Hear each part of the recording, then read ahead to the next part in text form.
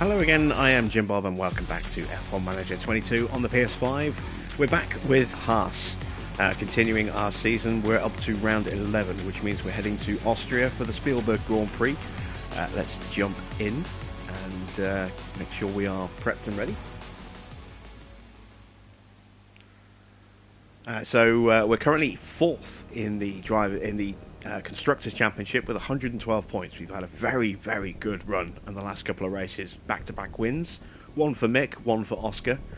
I don't think we've got any points to spend on them. No, okay. So we do need to set our race prep targets. Let's go ahead and do that now. Once both our cars in Q3. I don't know if we've got the pace here for that, but hopefully we do. Let's offer some guarantees. Qualifying position. Let's say both drivers can make it into the top 12. I think that's definitely realistic. Both drivers are obviously going to reach Q2 unless something horrific happens. They want us to get the fastest lap. Might be able to get that if we're lucky. In terms of a guarantee slot, finish position. Let's say that both of our drivers are going to finish in the top 10. We can probably finish higher than that, but I like to be a little bit more cautious with my objectives when I'm making guarantees, because if we lose money. So I don't want to jeopardize that. We have got a new qualifying streak position, or qualifying position streak. One car in the top 14 for 5 laps or 5 races in a row. That's going to be relatively easy to do, and that'll get us $1 million. That's quite cool. Our finish position streak, one driver to finish in the top 10. We have 1 of 3 done so far, and that'll be worth just under 800,000 for that when that gets finished. Let's just double check our car builds. Make sure they are both up to date with all the most recent components. So we've got 4 chassis, 2 of each, 2 spares. Same with front wings, rear wings. They should both have the new rear wing. They do. Side pods. We are working on a new side pod at the moment. We won't have it until Spa, I think. Underfloors. We have 2 spare underfloors. Suspensions.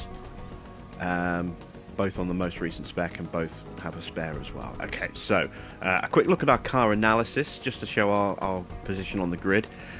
Speed is pretty good. We're 5th in speed out of the 10 cars, so it's not too bad. It's not too shabby. Our high-speed cornering is very good, which is crucial for this circuit. So that's a big positive. We're pretty good in the dirty air as well. We're 3rd in the dirty air. Top speed 5th. Accelerate, it could be a little bit higher, but as long as the crucial stuff is good, that's what's most important. So we are ready to run to the race.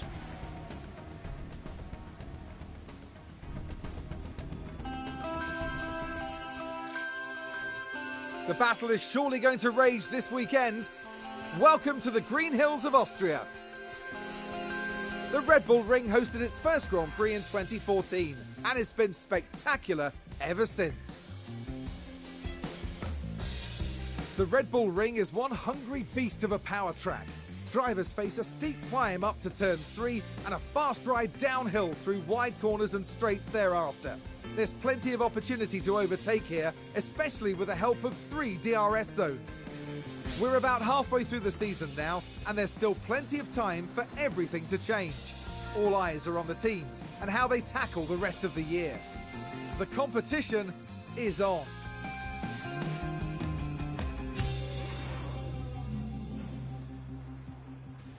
Alright, so I love this circuit. It's a quick, short circuit, but it's a fast circuit. It's a challenging circuit. And on F122 by Codemasters, it's a circuit where even if you've got a poor car, if you can keep the DRS, you can actually climb quite high up the order.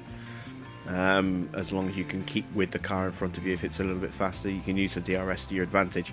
I'm guessing it's going to be the same here.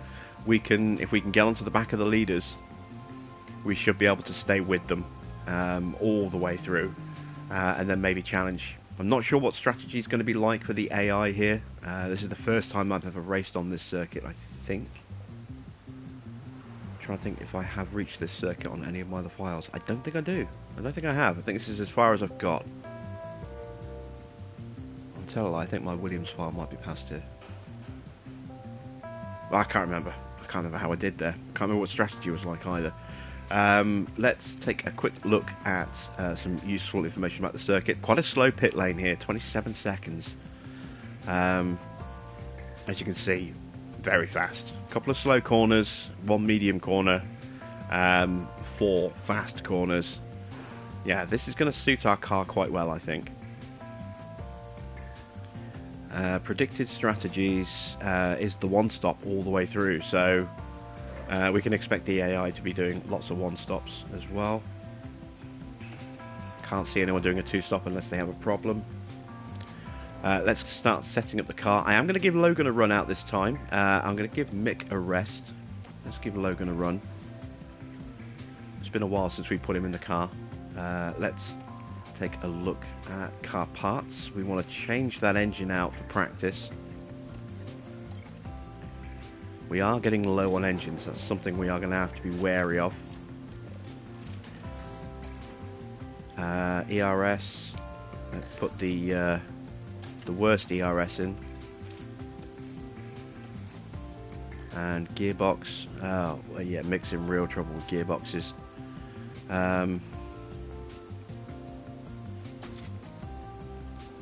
Install on car 2. Given this circuit, I might actually go ahead and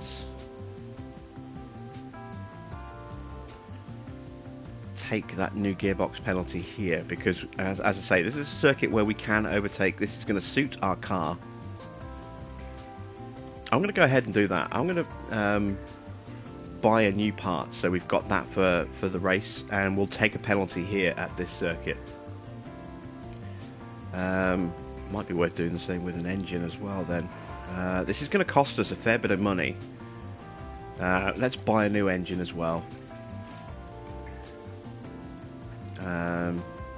We're okay on ERS at the moment. We don't have to worry about that.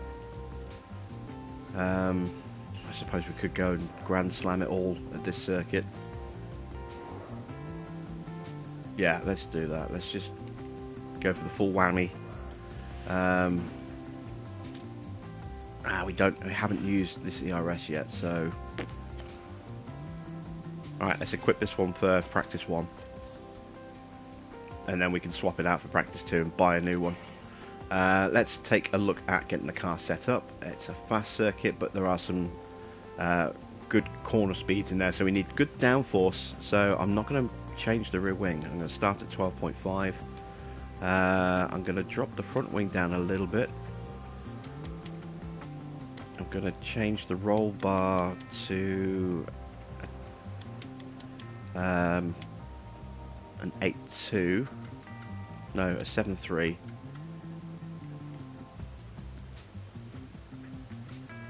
And I'm going to go with that as my starting setup. Let's go with 19 laps. Drop the engine pace down. And that is that car set. Let's do the second car. Again, we can't buy the engine yet because we haven't done that one. So we'll run this one in practice 1, and then we can buy a new car part in for practice 2. ERS, let's buy a new ERS, and we'll run the old one. And then we're going to equip all of these brand new parts for the race, so that the penalties for using them all stack on one race, rather than multiple races. Gearbox, we don't need to buy a new gearbox for this car, because we didn't total one. Mick obviously totaled one in his crash at Canada. So we'll just go to that one there. Let's set this car up a little bit different. We'll go with a 12 wing. The roll bar will drop to an 8.2 again. Actually, no, we'll go with 7.3.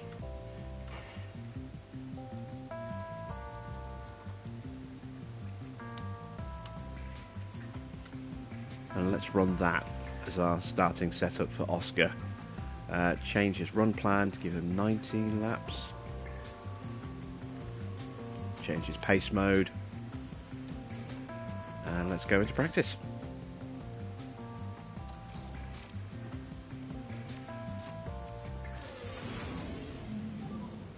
Radio check, radio check.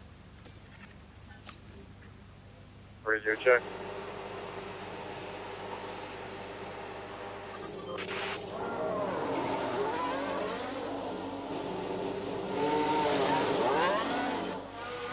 And there we go.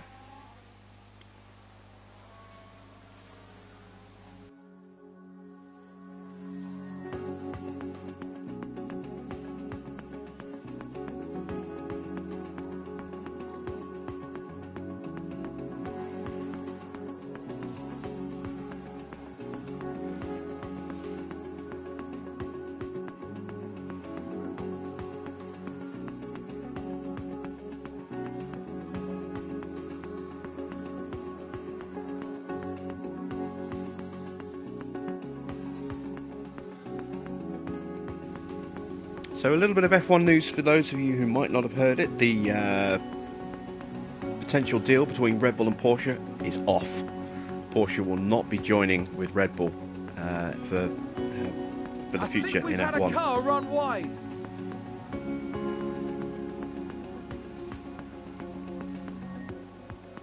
It looks as though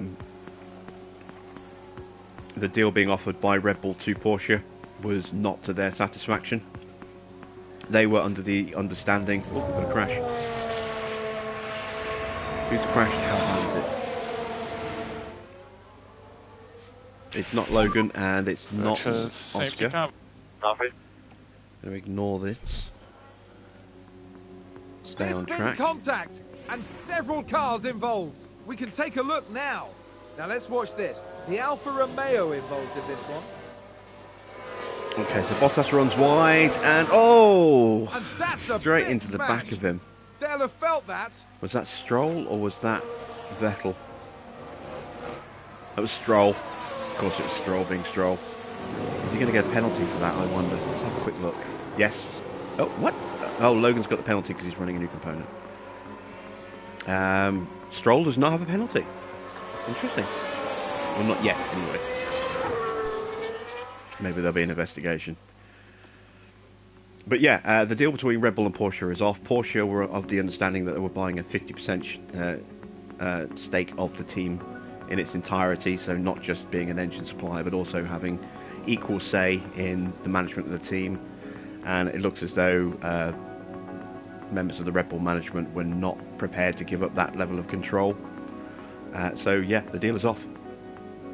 Porsche will not be joining. How's the balance? Or at least not with Red Bull anyway. There's still time for them to sign with a different team, but it'll be interesting to see how that happens.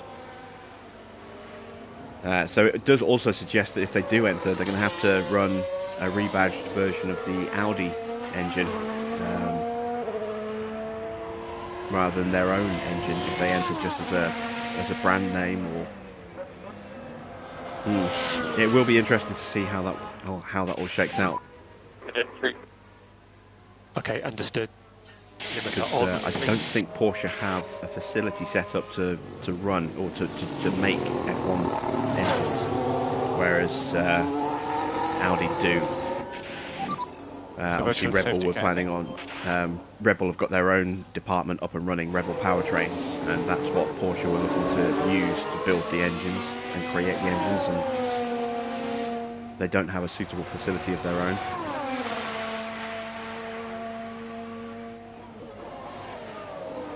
Right, let's take a look at Oscar's car, which is not good. Oh, that is terrible. That is the worst car setup I've seen ever. Wow, we're way off on that. Okay, so we need more wing, I'm going to go with a 13 wing. Let's drop the front wing right down.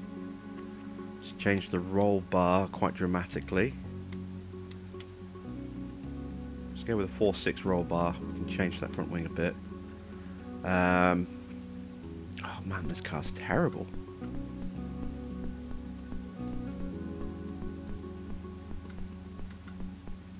Alright, let's go with that. That can't be any worse than a 12% setup. Eesh. Never seen everything bad like that before. That's really not good. Alright, let's make those changes. Just need Logan to give me his feedback now. And then we can call him in. See how bad his car is. Surely it's got to be better.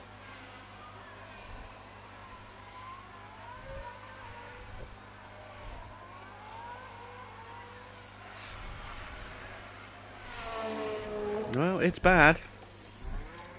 How bad is bad?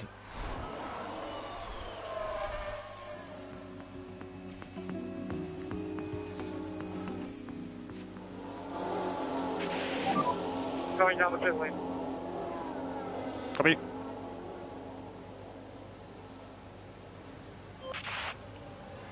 So, how bad is bad? We're about to find out. It's pretty bad. It's 23%. It's twice as good as Oscar's was, but it's still horrendous. Okay, so let's get that roll bar changed. Let's change the rear wing. Let's go with a 13.5 rear wing. Front wing will drop to a 3.5. Let's change that camber dramatically. There we go, let's go with that. That's some significant changes there. Has to be some improvement in that, surely.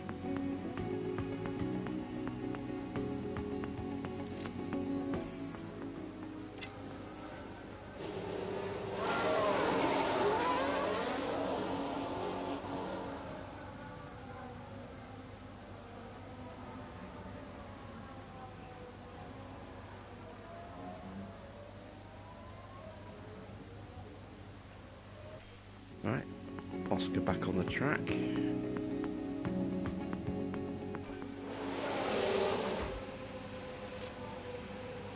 And there's Logan.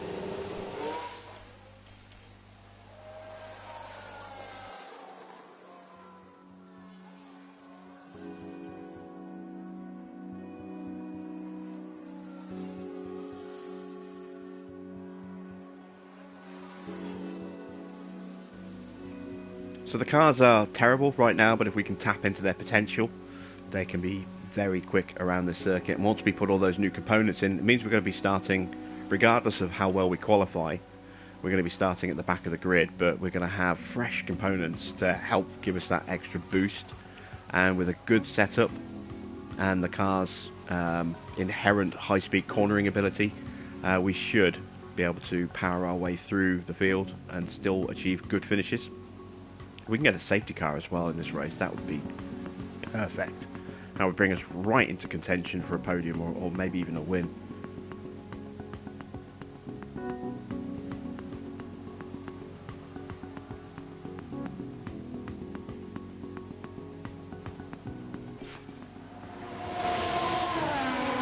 Tyres going.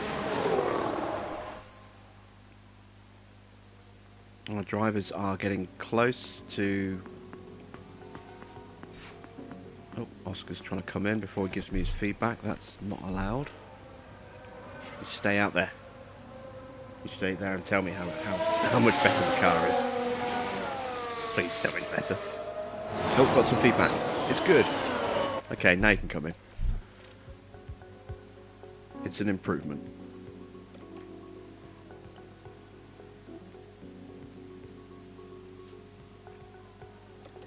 How much of an improvement have we got? Let's have a look. Oh, okay, so traction is still bad, but the cornering is now optimal.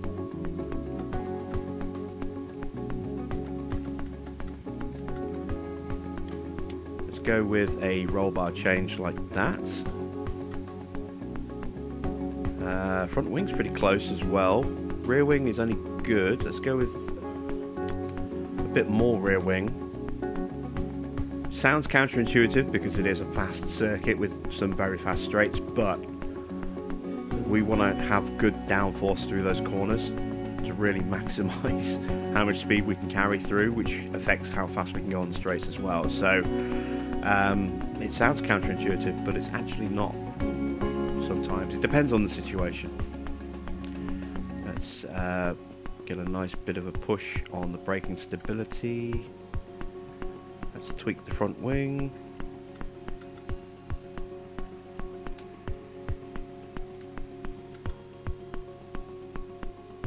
So there we go. We've got a little separation on the great, a nice separation on the good, a big separation on the bad, and a good separation on the good. That should hopefully do it. Let's put on a fresh set of tyres. We haven't got long in the session left. Should have changed tyres last time, really. Never mind. We're going to have, what, 7 minutes? It's about a minute something lap, so we'll put in 6 laps of fuel.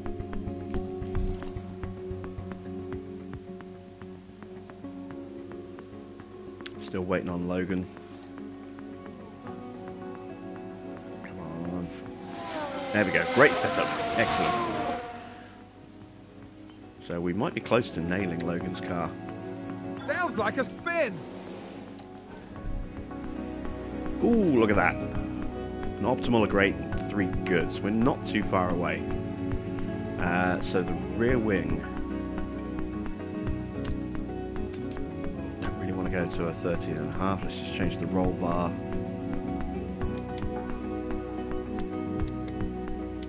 Let's change that to a 5.5. You know, we'll leave it as a 4.6. Need to change the front wing. Let's go there. Let's just dial that camber back a little bit. Alright, let's give that a go. Fresh set of tyres. About 6 laps of fuel. And we'll just get them out there as quick as we can. Another VSC. Someone else has had a whoopsie.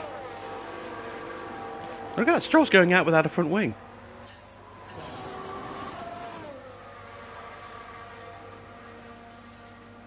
And that is a penalty for Ocon. Okay, so Ocon's picked up a penalty for something. Stroll does not have a penalty. I am amazed that Stroll has not picked up a penalty for hitting Bottas like that.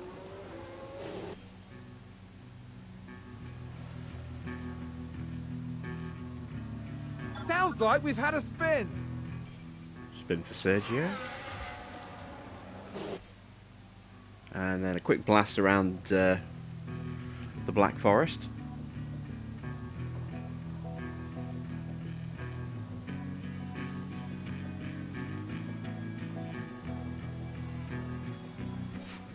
And there we go.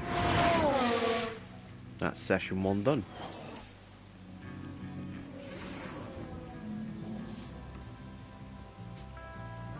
So, we have some parts to swap on both of these guys' cars.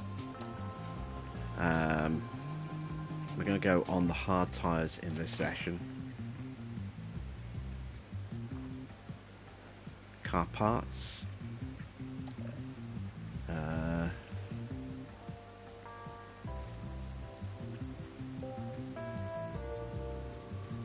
going to go back to the cheap ERS because that is the new one that we just bought that we were running in that session.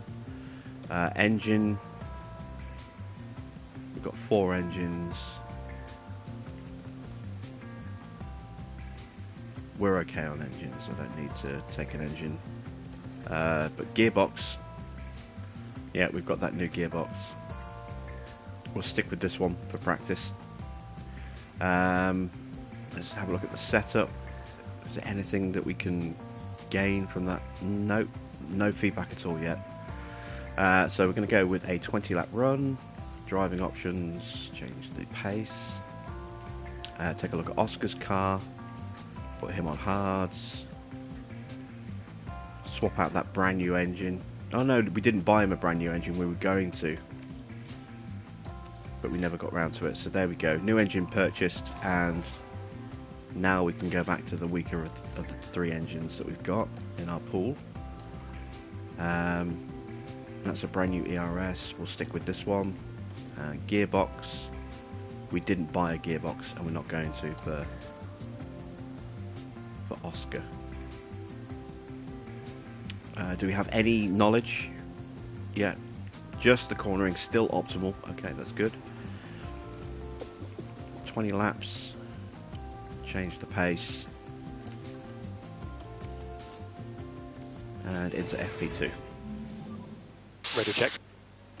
And Schumacher's Radio in the check. car now.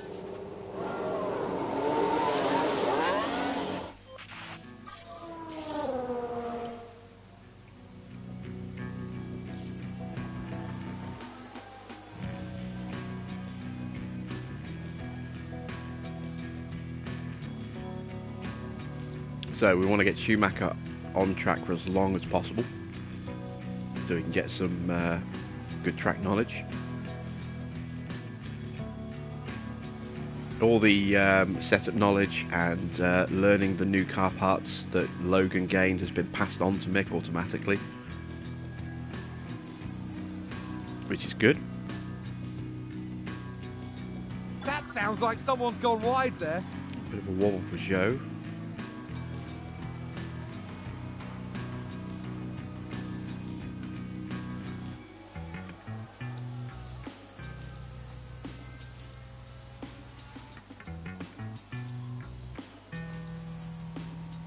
Keep them going. I think someone's run wide. Oh, Joe's gone wide again. Let's Take have a look at it this time. Now let's watch this. The Alfa Romeo involved in this one. They're forced wide. Ooh, and that could have been happy dangerous at all if he'd about that. come back on just in front of Norris there, or Ricciardo, whichever of the two that McLarens it was was. We got great feedback from Oscar. He's liking the changes that we're making to the car, but we're going to keep him out for another 10 minutes or so. Oh, actually, he might not have enough fuel for another 10 minutes. We'll keep him out till he runs out of fuel, and then we'll bring him in.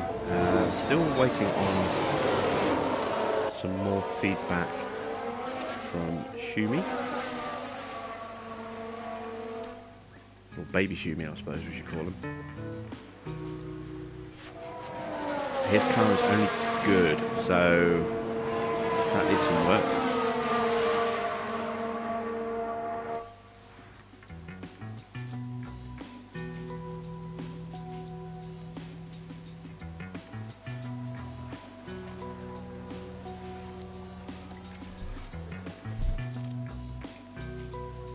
Okay, Oscar's already in the garage. I wasn't quick enough to stop him. We are up to 91% with Oscar's car. Okay, we've got optimal braking and cornering. Traction needs to be improved, so that's going to be a roll bar change. Let's go with a 3.7. Rear wing's not far off.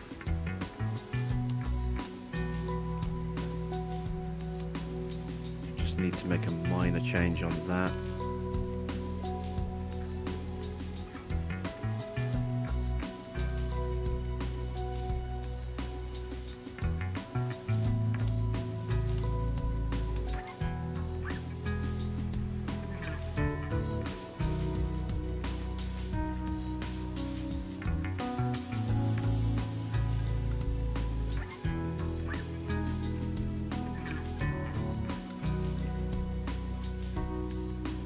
Let's give that a go.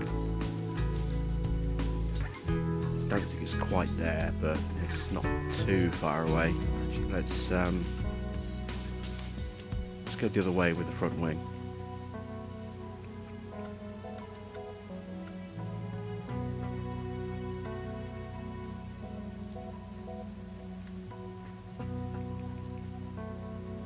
That doesn't make any change to the rear wing at all.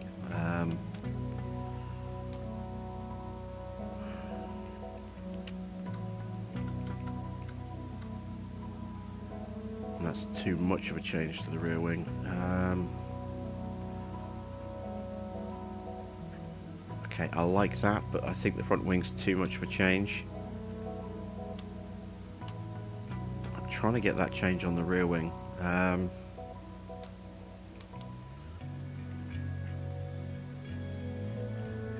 I don't want to break our optimals at the same time. We'll give that a go and hope. Hope that that's it. Let's call him Mick.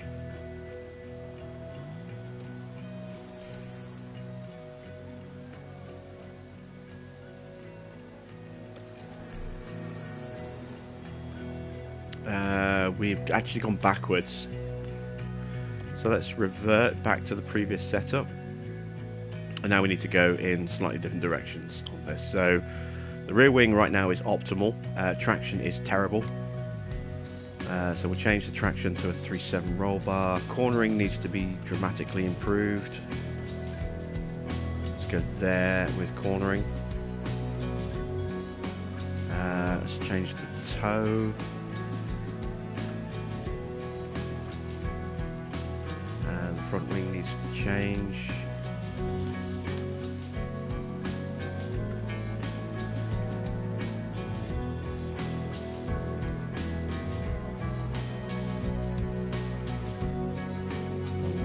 Losing that optimal on the rear wing.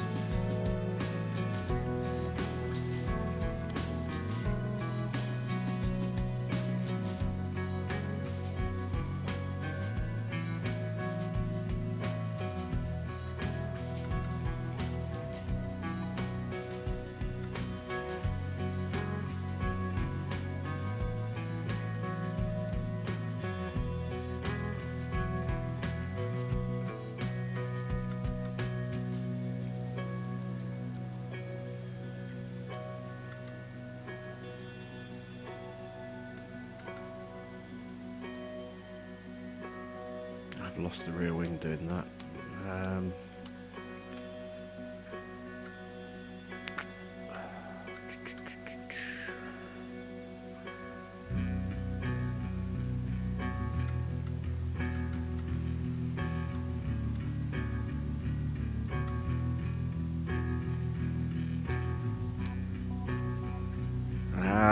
So finicky. Just trying to get that tiny little change that I need.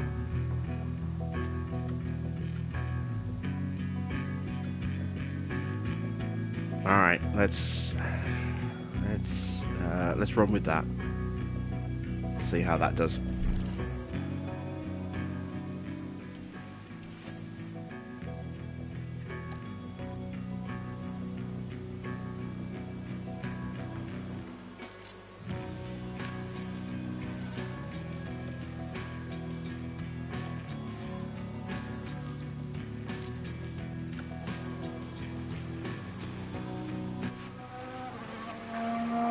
Start to see some gearbox wear.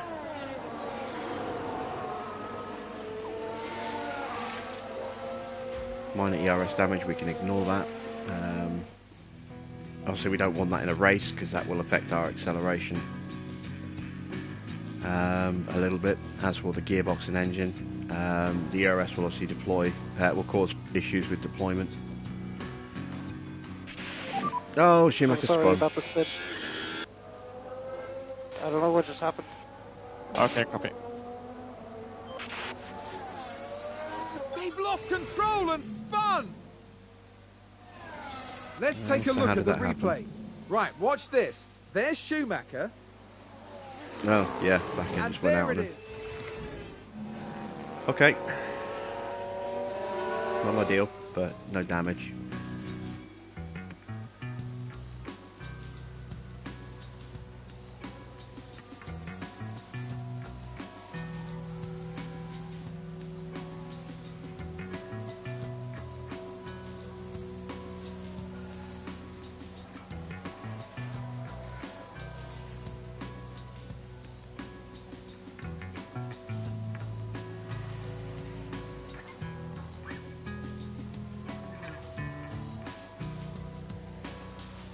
We've just had a car run wide. Okay, just 13 minutes left in the session. Just waiting on their final bits of feedback.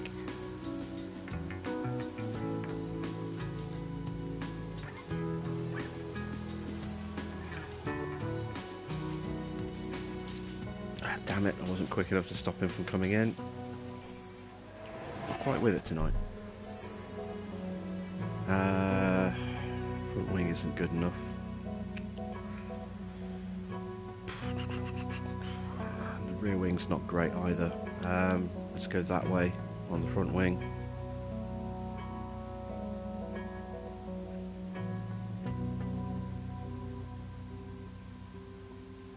I'm not going to make any changes right now. I'm just going to send him straight back out again. Quick refuel. I'd rather get confirmed setup across the whole car before I make any changes. Got to make sure Mick doesn't jump in early.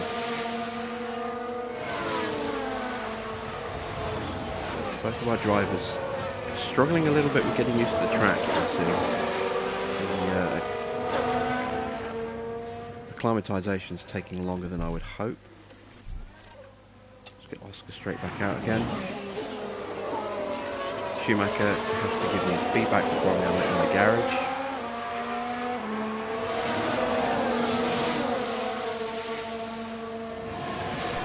So, hurry up with that please, Mick.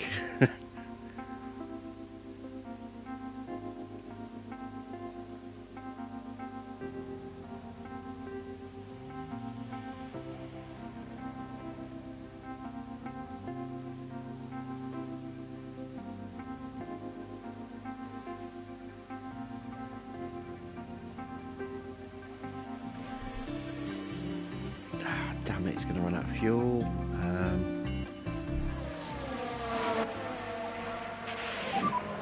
He's got to come in. Crap. Have I left it too late?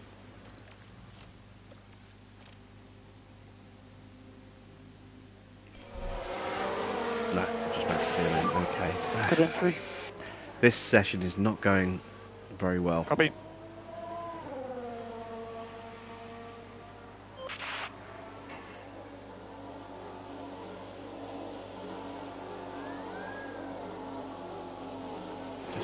Sorts today.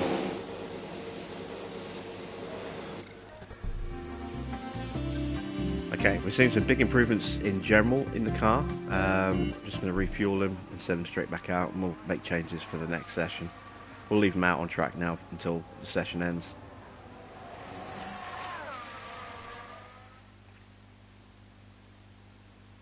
There's no point bringing him in now. Alright, we've got great feedback from Oscar. You watch. Mick's going to give us feedback the second he gets out onto the track again. There we go. There's his feedback. We just needed that one more lap. Well, they're staying out. They're going to run to the flag. Did somebody spin out there?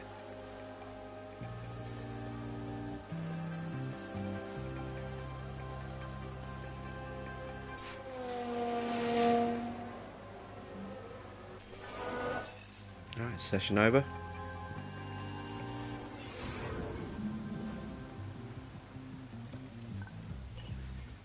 .92 and 83. Okay, so Mick's car is slightly improved. Oscar's has got a way to go yet. Our race weekend continues. And now we're into the final session of the weekend. Okay. What do we need to change? Braking stability. Okay, so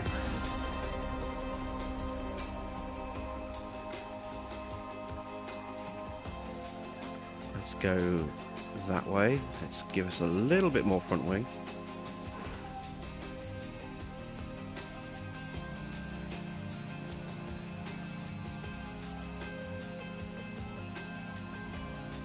A little bit more front wing.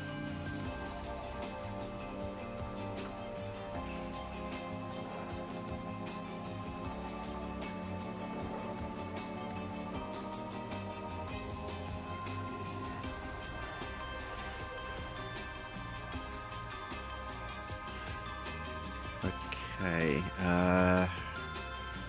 that's close. It's not quite where I'd like it.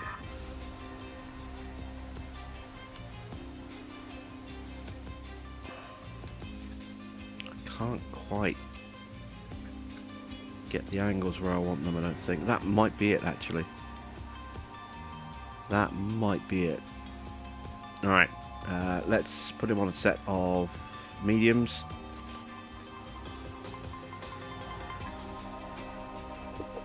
I'm going to go with a 22 lap run. Watching the pace. Oscar's car needs more work. How much more work do we need? Okay, we made the car worse. So let's revert the changes back to what they were before. So let's up the front wing.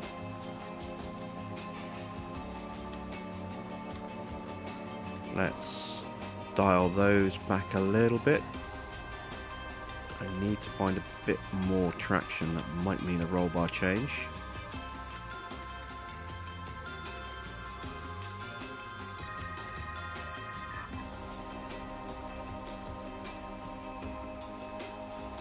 Let's go with that. Change the run plan to 22 laps. Change the pace setting. Okay, final practice.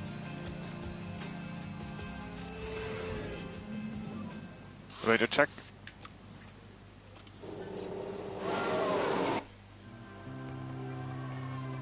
The whole plan for this weekend was predicated on having great setups. Keep focus. And powering our way through, but if we can't get these setups nailed, then we're in trouble.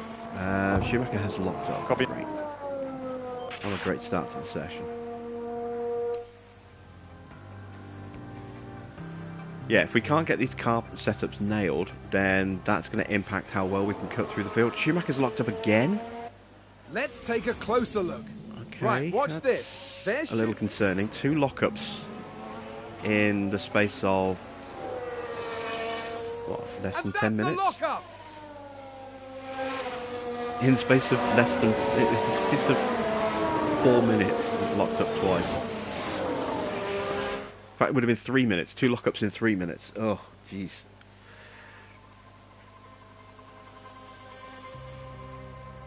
Maybe it's just him adjusting to the changes we made to his braking balance, but I don't think that's not a good sign. It's really not a good sign if he's locking up that quickly and that frequently. Someone spun out.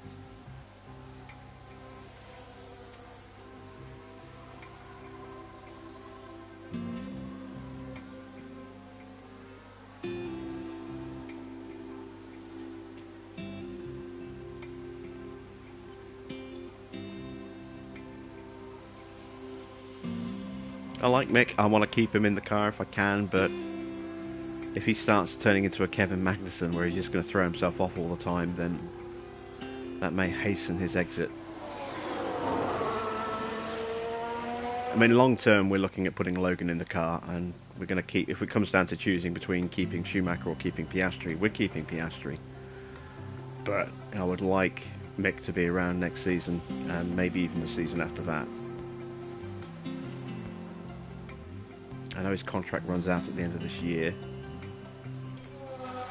Damn it, they still haven't given me their feedback. They're on longer runs. They should be giving me their feedback before they come in.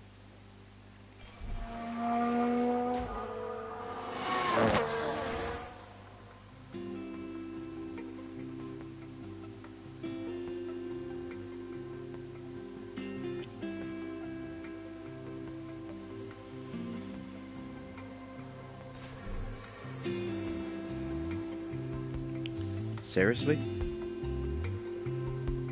God damn it. Come on, give me the feedback. Alright, there's feedback from Mick.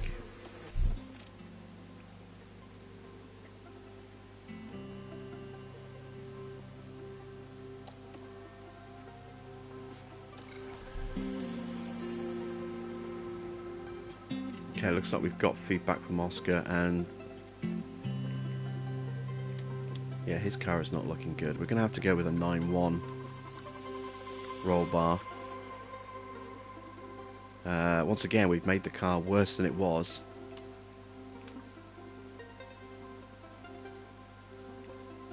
And now I've got to try and get it back to, let's just revert back to what we know was good and work from there. Okay, so let's change the roll bar. Let's change the front wing to a 5. Braking is optimal. Cornering is optimal. Can't really tell what I'm doing with the rear wing there. It's too much overlapping itself. I think that's okay for the rear wing. We're going to go with that and hope that that's going to work.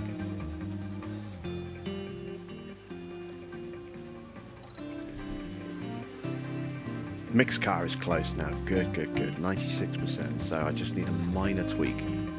And that might be the minor tweak that I need.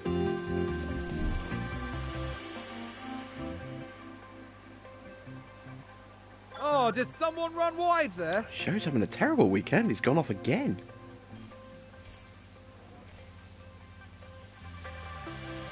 Well, if he's struggling, that's one less car we have to worry about in the race.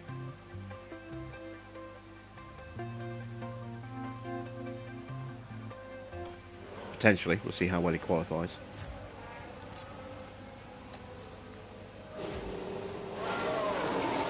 Actually, no, it is going to be something we're going to have to deal with in the race, because we're going to be starting at the back with those new engine parts.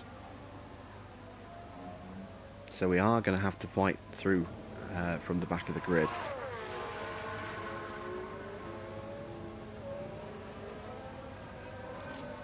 The only car that may be behind us, and even then I don't think it will be, is Ocon.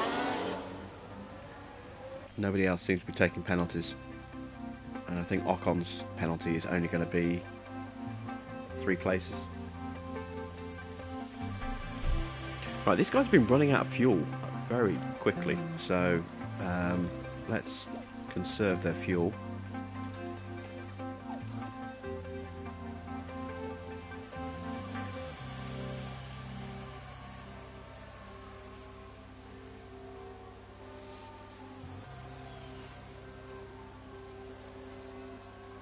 I am hopeful that these are the changes that we needed. Both drivers are comfortable with the changes to the car in terms of the parts.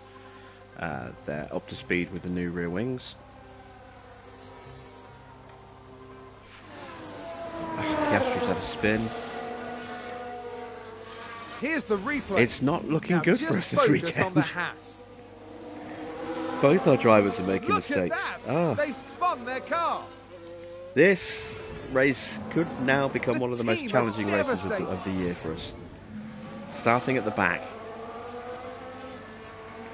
and with both drivers making mistakes, this could be a tricky race. We could gain some places and then lose them by running wide or spinning wide. Yeah, this might not be good. We might have just cost ourselves a small fortune, not just in potential loss of income from the sponsors by failing to achieve our objectives, but also the fact that we've bought a lot of engine parts as well, and we now have no money to offset against that cost. We could end up in debt by the end of this race. Who's running wide there? Which I've yet to do on any of my save files. So that would be bad. Luckily our team is good at making money, so we won't be in debt for too long, but you know, that will potentially have a negative impact on our board review, which is coming up in a month or so.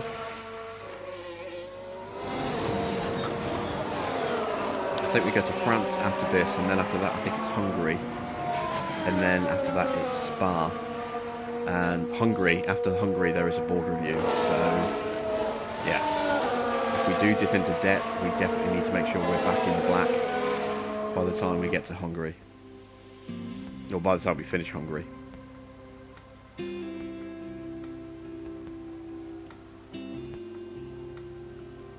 The other problem, of course, is if we have got financial issues, that could impact how quickly we can get those new side pods out for Spa. We might not be able to get them for Spa at all if we don't have the funds.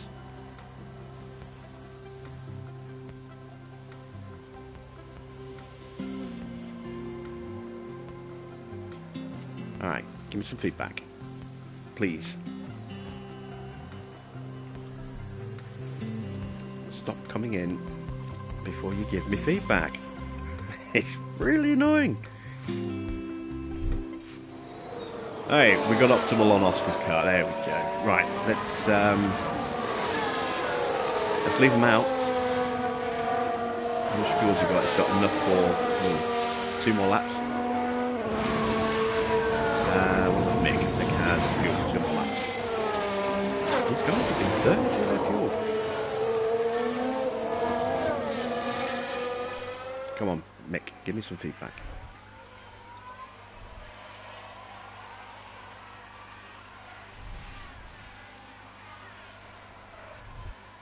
Hi there, Anthony.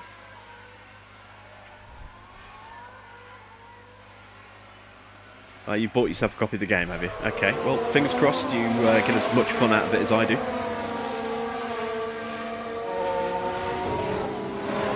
Once you figure it out, it isn't the hardest of games. But it can take a little while to figure it out, depending on your natural affinity for this type of game, and if you have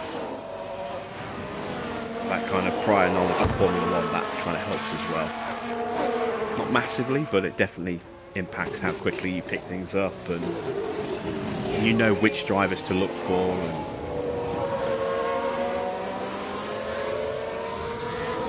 and you get a rough idea of what parts to prioritise. But yeah, hope you have as much fun with the game as I've been having.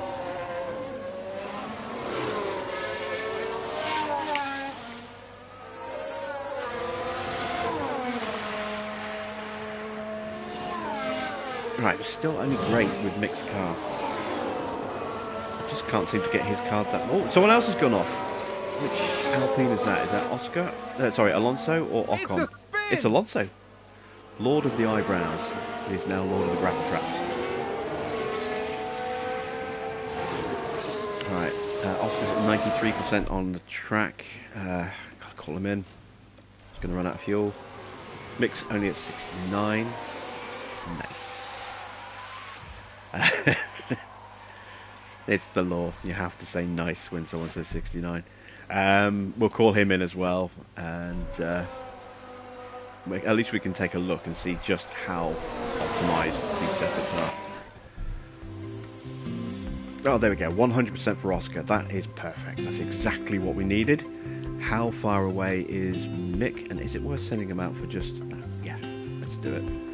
Let's send him out for just a couple of laps of fuel. 3's the lowest I can put in. Let's refuel him, send him out, and see if we can just get that extra 1 or 2% track knowledge. How you doing, Marcel?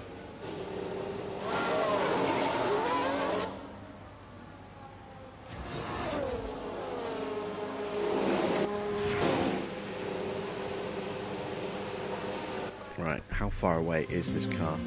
It's exactly the same.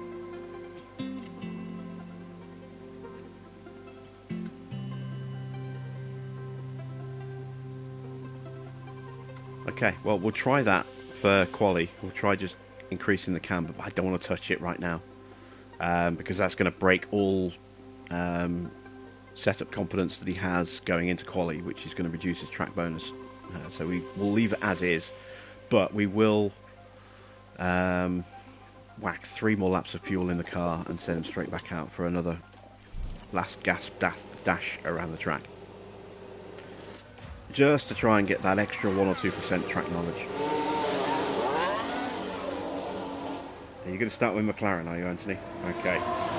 Word of warning, it's going to be expensive to buy Ricciardo out of his contract. He is definitely off the pace, especially at the start of the season in comparison to Norris. You can probably improve his performance based on how quickly you can get him trained up a bit in certain areas and how well you can develop the car, but he's going to start off lagging behind Norris quite a bit, and he's an expensive driver. So if you think, I'll just get rid of Ricciardo, it's going to cost you a lot of money to break his contract. So just bear that in mind.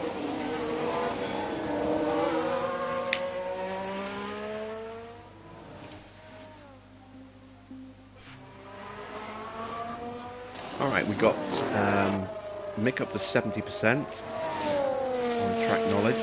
Oscar's up to 94. Can we squeeze a little bit extra out of them before they pit in? Mix up to 71. Did he get to 72? I don't know.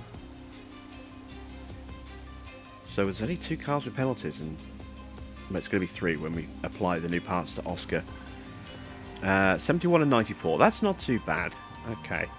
We're not changing the setup until the start of quali. So we've got a grid penalty of plus 10 places because we're running new components. We're going to run more than one new component. So let's go in and put in a good engine. We're going to save the brand new one that we just broke in there, or just purchased. We're going to save that for Monza, probably, because power is all important there. We're going to run the new ERS on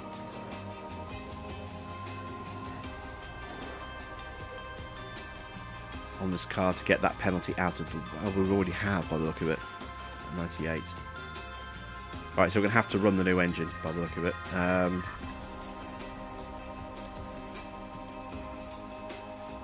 Just to make sure that that penalty applies. And we'll run the new gearbox as well.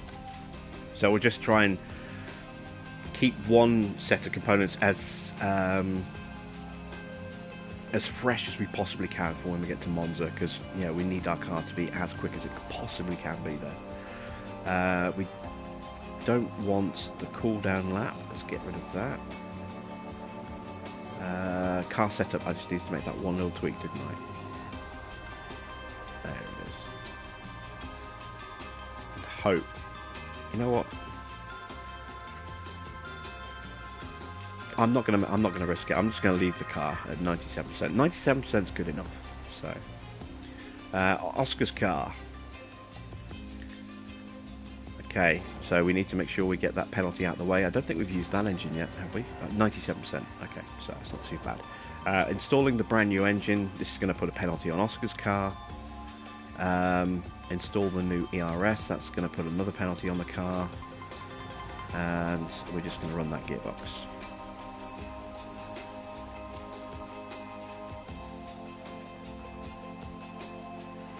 We don't want the cooldown lap.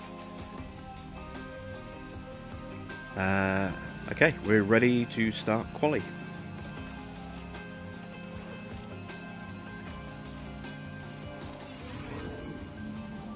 Hi Matthew, you haven't missed anything really? Radio check.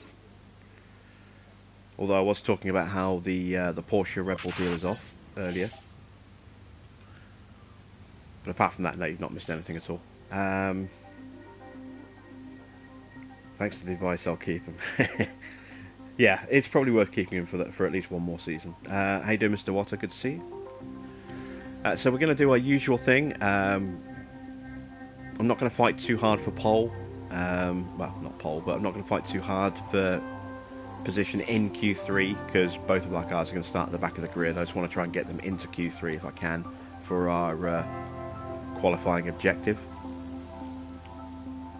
Because even though we're going to be starting at the back, we'll still be qualifying, getting our sponsor bonus based on where we qualify, and then once that's been done, then the penalties will be applied at the start of the race itself.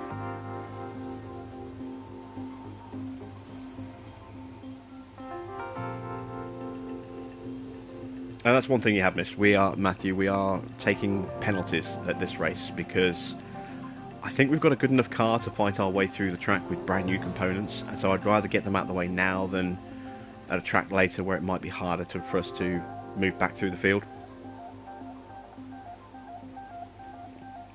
We're very good at high-speed cornering, indeed, very, very good, and then very good at dirty air high-speed cornering as well. So I think we've got a really good chance of powering back up through the field quite early on. I don't think we're on for chasing down a podium unless we get a safety car. Why do it with both cars though? Because both cars are going to need to take a new part at some point in the season. And so, like I said, given where our car is at the moment in terms of its development and its performance compared to the rest of the field, I'd rather do it now while we're very competitive rather than later in the season when we might start dropping away and find it harder to move back up through the field and go after those big positions.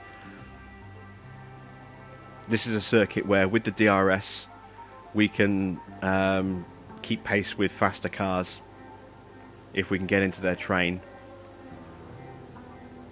I think, yeah, I mean, that could work against us as well, to be honest, but I think we've got a good chance of being able to get our way back through the field quite quickly and still get good points out of this race. Whereas at other tracks, it's going to be harder to do that.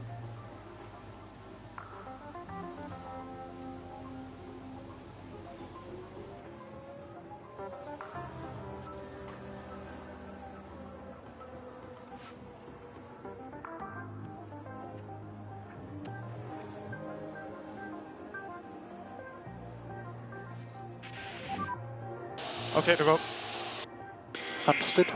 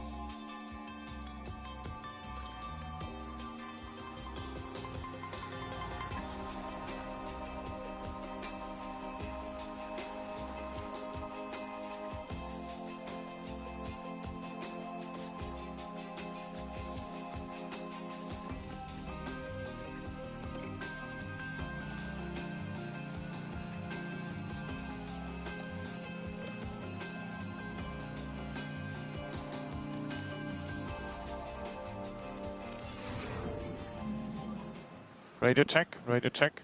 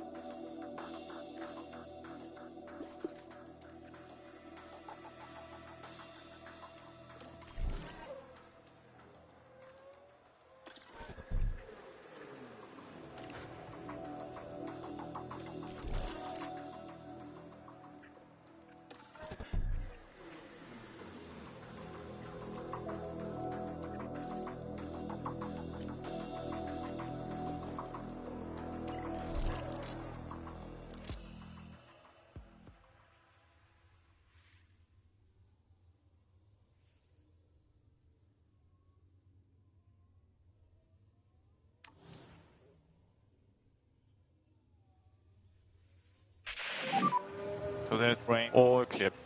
Copy.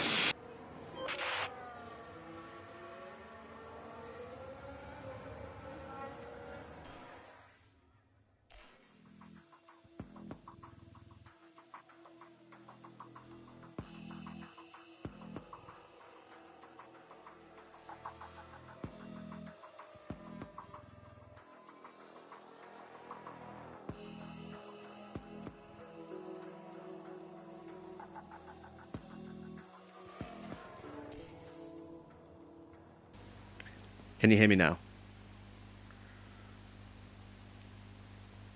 I think I had mute on. Ah, dear. Yeah, I was just saying how much I've screwed this up, but we still got a chance of getting into Q3. I've got to go. Oh, do I go with slicks? I don't think the track's going to dry up in time. They're going out. I've got to send these guys out.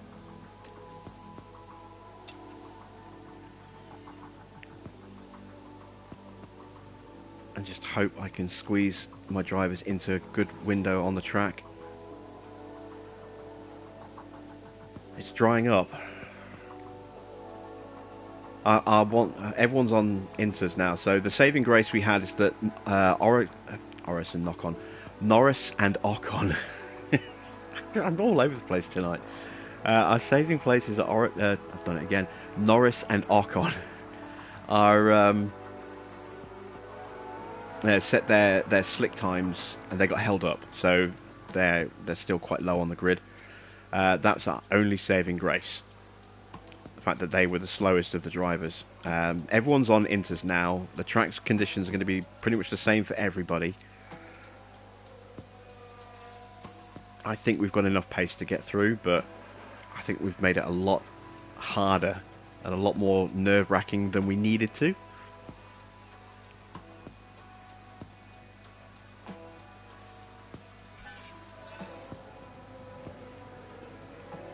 Track is almost dry, but it's not quite. If I had gone out on slicks, I don't think that would have been the right call. I think I would have struggled to get round, and by the time the track was dry enough, I don't think I'd have actually been able to make it round in time. And the track wouldn't dry out in time for me to set a competitive time. So I think these now overheating inters is going to be our best bet. Oh, I did see your comment on the red flags. It's like you're taunting me with those things.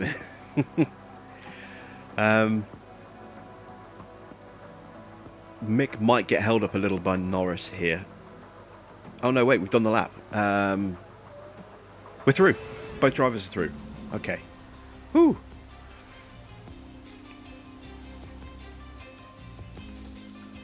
Alright, both drivers are going to have 20 place penalties, so we're not even going to bother running. But we've got both cars in, so there's no point running and using up tyres and putting wear and tear on the car. So we are just going to sit in the garage, come in 9th and 10th, and then start at the back.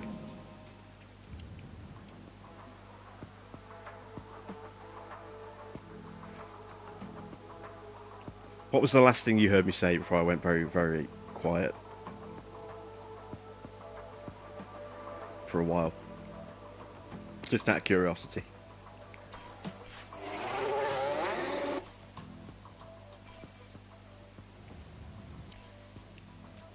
Trying to work out how long I was on mute for.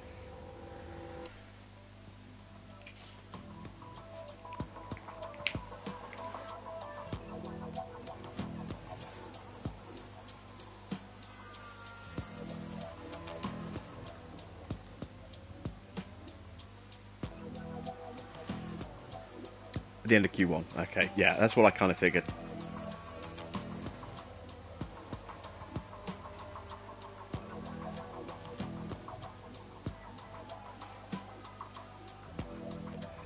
I mean, we could run, but as I say, there's no point at this stage. We're going out to the back of the grid after this. We've got both the cars into Q3, which is what we wanted.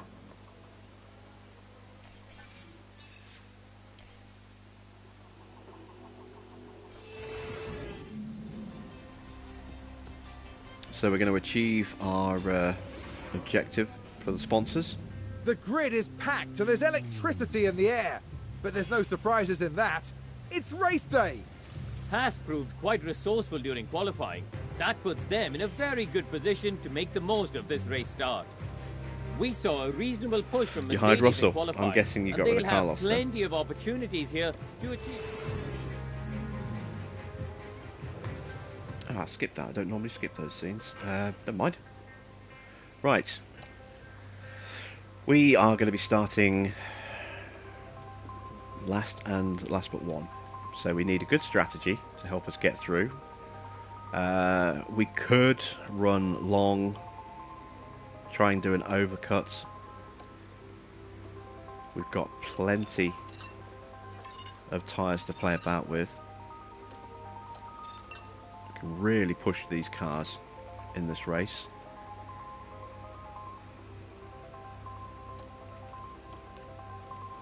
I am curious about going medium soft.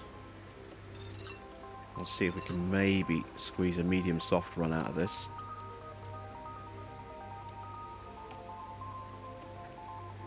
So let's take a look. Can we do medium soft? Can we make that work? It's a bit... That would mean not pushing the tyres, which will be slower. So instead of that, let's look at maybe doing a medium soft. Go the two-stop route. It's a dry race. There's no rain. I can get these tyres to absolutely perform beautifully. I can maybe make that work. It's looking like that's going to be slow. 17 seconds slower than running medium to soft. Medium to hard is only 2 seconds slower, but gives us more flexibility. So out of those two, I think medium, hard medium is going to be the way to go. The other option is that we go medium hard. We push really hard at the start. Try and gain as many positions as we can, and then settle in for the long run on the hard tyres. That might be the better option for Mick. So if we do that for Mick,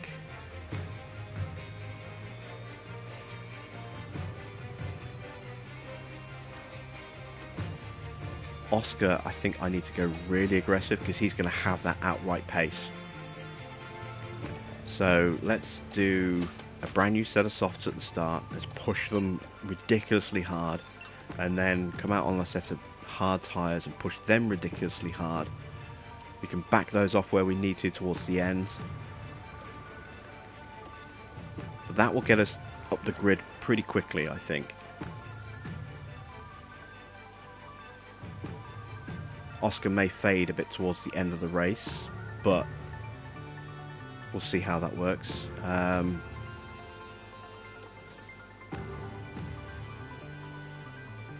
Fuel-wise, I want to add in 3 laps of fuel because I'm going to be pushing hard the entire race. So I need to have that fuel to burn. Driving options at the start. Not going to go crazy on the ERS, we're just going to go overtake so that we don't necessarily burn it all out completely straight away.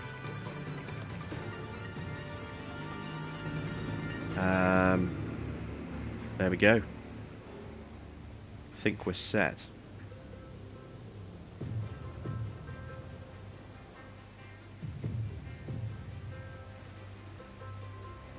You know what? I'm not going to take the gamble of the insane soft run. I am going to put Oscar on mediums as well.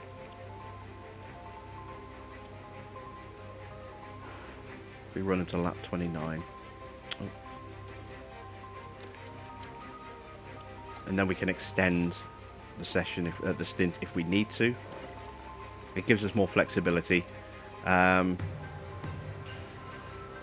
Plus, if we get a late-ish or a safety car somewhere around lap 45, lap 50, then we can throw on a set of softs and really go for it.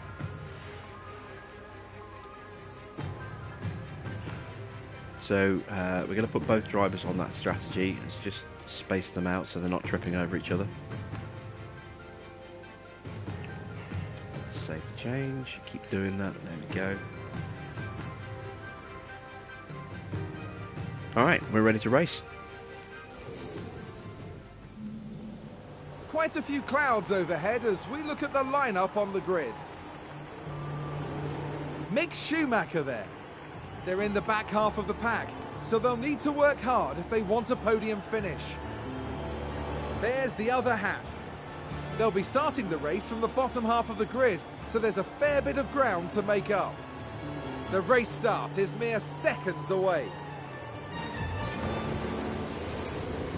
It's the race we've all been waiting for. It's the Austrian Grand Prix. It's lights out and away we go. Alright, we need a good strong start here.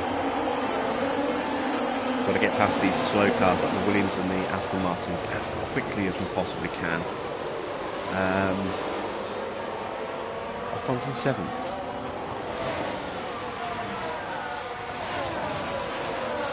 Okay, mix up a place. He's past Albon. And Stroll. Not Stroll, sorry. Latifi. He's right on the back of Stroll. Oscar's still stuck at the back right now. There.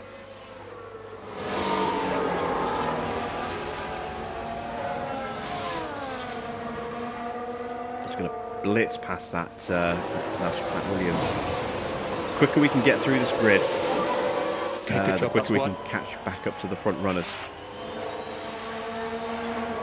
I'd like to do that, or well, at least get halfway through the pack if I can by the end of lap 2 when DRS starts.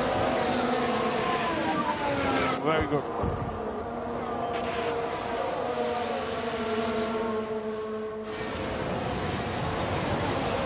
Is that a new race position for HAAS? Okay, Stroll is making good progress. Schumacher's making good progress. He's about to overtake Vettel. Mega job, mates.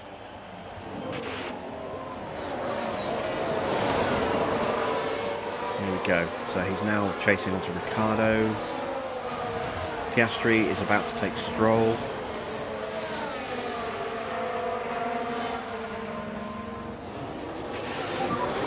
Keep that up.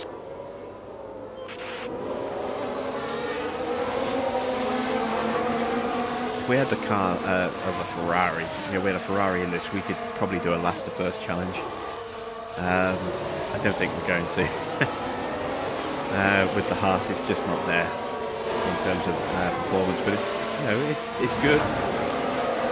Oh, that's a move on Ricciardo. Okay, that's good stuff.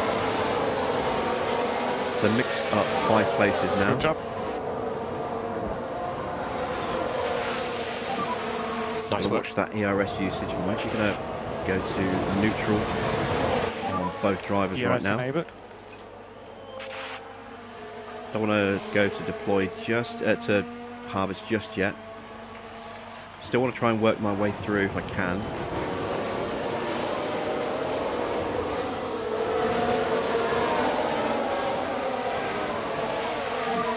Good job. Piastri's past Ricciardo. Ooh, so close to contact. With both cars. Oh, that could have been horrific. That would have been race over right there. Oscar is currently the fastest on track. That won't last for very long, I don't think, but how far are we off the leaders? We're only 8.5 seconds off with Mick, 9.5 with Piastri, so we're not too far off the leaders right now. There's a break between Ocon and Bottas, so there's a potential split in the DRS train. Ocon can keep that going, make it harder for us to get through. If he keeps falling back, which it looks like he's doing, that's going to separate the trains out, make it easier for us to overtake this pack, because there's less of them to overtake, but it means the leaders are going to start stretching away and we're going to have to push like hell to catch them. I think it's time to do a little harvesting. Charge on, please. Copy. I'm going to leave the tyres where they are. The tyres are fine, don't have to worry about the tyres yet.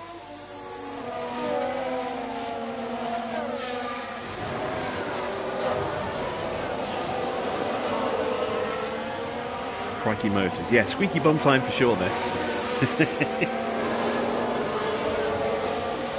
The race that had 2 red flags, there was a sprint at the end, everyone ended up on 15% tyres. Nobody pitted, nobody changed tyres over the restart. I'm surprised.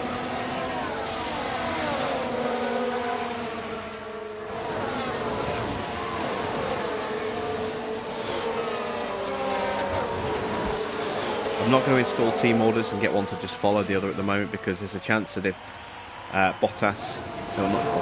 Joe blocks Mick, there's a chance for Oscar to maybe go around the outside of the pair of them. Or up the inside, so I'm not going to install team orders yet. But we might have to a bit later. Right now we'll just see if we can take advantage of one driver being blocked by slingshotting the other one around the side.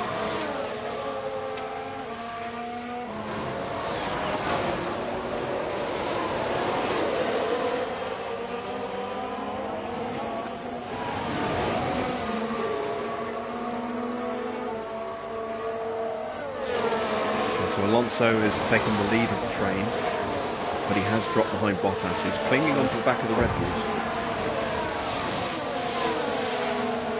Wow, no, just the Red Bull, who's right behind Hamilton. There's a gap opening up between the top 3 and Hamilton. So I think we're fighting for 4th. I think that's the best we can do. Mick gets the fastest lap. Can he go around the outside here?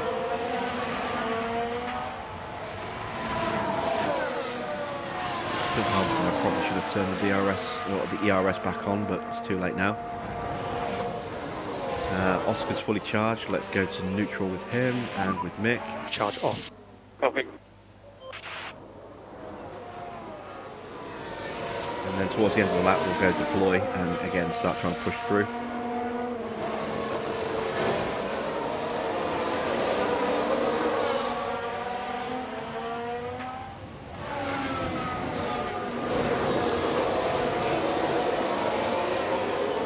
Dropping back a little bit. Let's start going into deployment mode. Start getting that run up.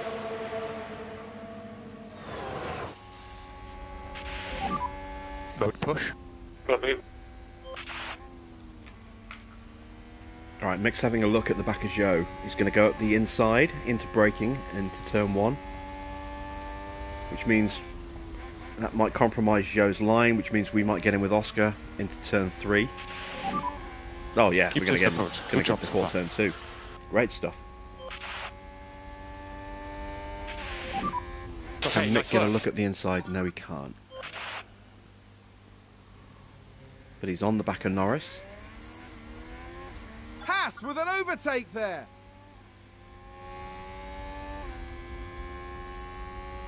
He's looking for an inside line. No, can't quite get it, but he's close.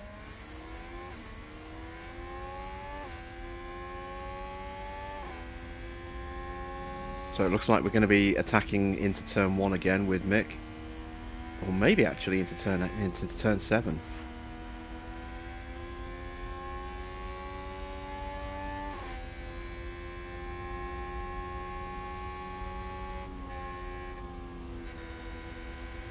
Oh, look at this. He's going around the outside. Surely not. He is. Oh, what a move by Mick. Can we get up the inside? No. Mick cuts to the inside to defend. We can now go around the outside of Norris through turn 1. We get the better drive up the hill. Oh, that was glorious. HAAS with an overtake. That was beautiful. Mick is already all over the back Doing of a good Gasly. Ooh. Is that I a need new another race change of position shorts. for HAAS? I'm going to start harvesting again. Charge on. Oh, that was close again. We've dropped Norris already. He's already outside of DRS range with the way that he got absolutely blasted past there. So we don't have to worry about being attacked from behind.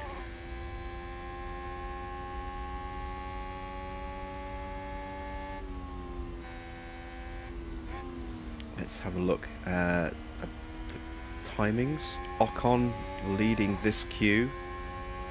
New fastest lap for Oscar. What tyres is everyone on? I haven't actually looked at that yet. The leaders are on mediums. Perez and Hamilton are on hards. That helps us. Because they're slowing up Bottas. Ocon's on mediums. Russell's on hards. Alonso's on hards. Tsunoda's on hards. Okay. We are 11 seconds off the lead. That's not the end of the world. We are only 6 seconds off Hamilton. That's much more achievable.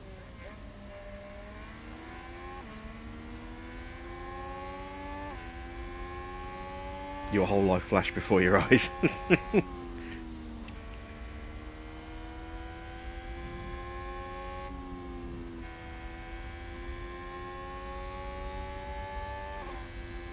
Alright. Let's be ready to maybe take Mick onto neutral. Let's do that. See if we can catch one of these two Alpha Tauris out. We're going to keep charging Oscar.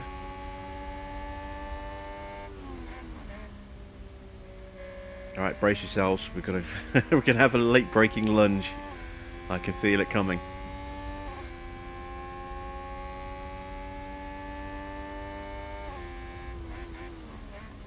Oh no, not too bad. Mix up the inside of the Alpha Tauri. Can he hold the position? No, he can't.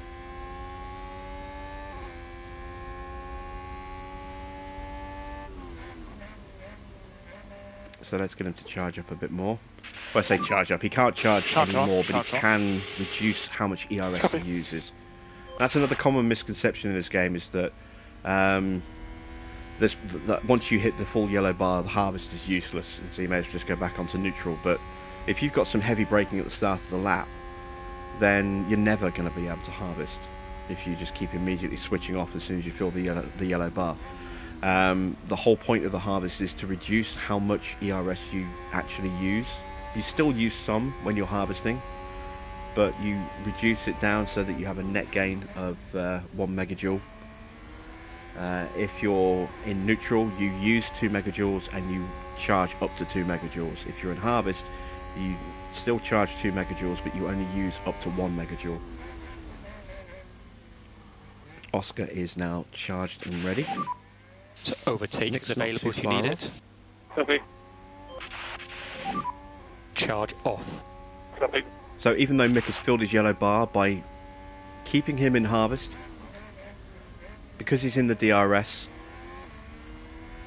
and he's got pace, there's no risk of him falling out of the DRS train. So if we hold him in this, he's just using less. Oh, Mick's gone wide. Keep I focus. was just saying there's no risk of Mick falling off the train, and the second I did that, he fell off the track. Oh, and he's damaged his car. God, damn it, Mick. Someone's run wide. Right, how far ahead of Norris are we? Still outside of DRS range. Good. Dropped 3 seconds to Oscar.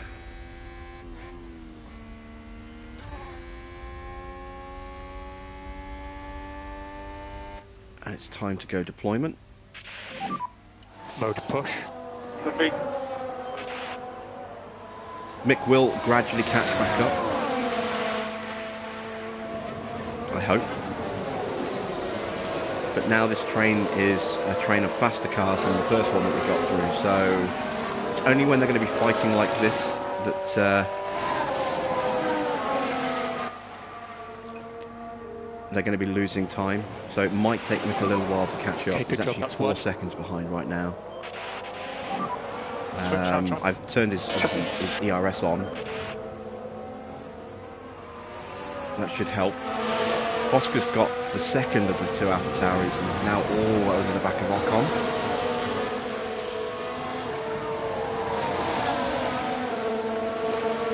So Oscar's march up through the field is working beautifully. Almost had a look at Ocon there already. Or knock on, as we should probably start calling him. We've already passed Oris.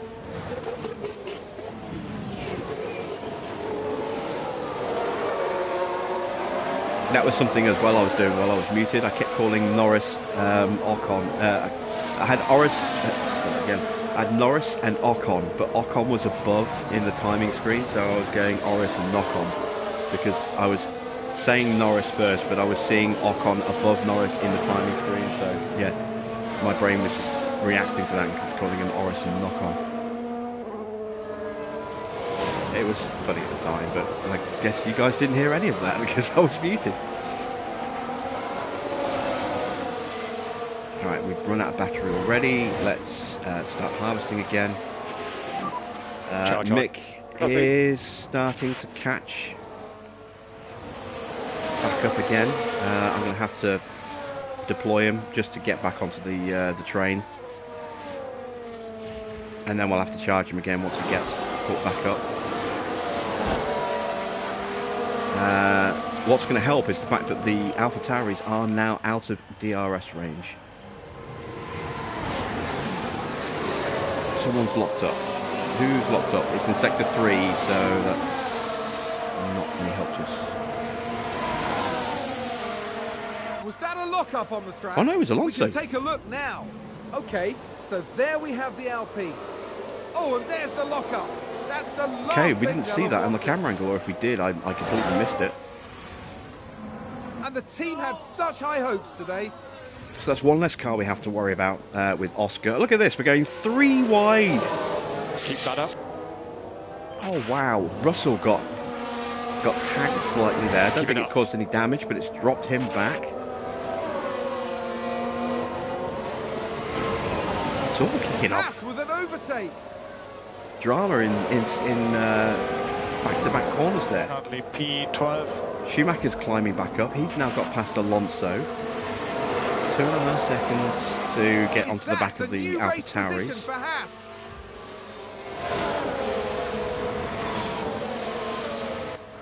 I'm going to go neutral.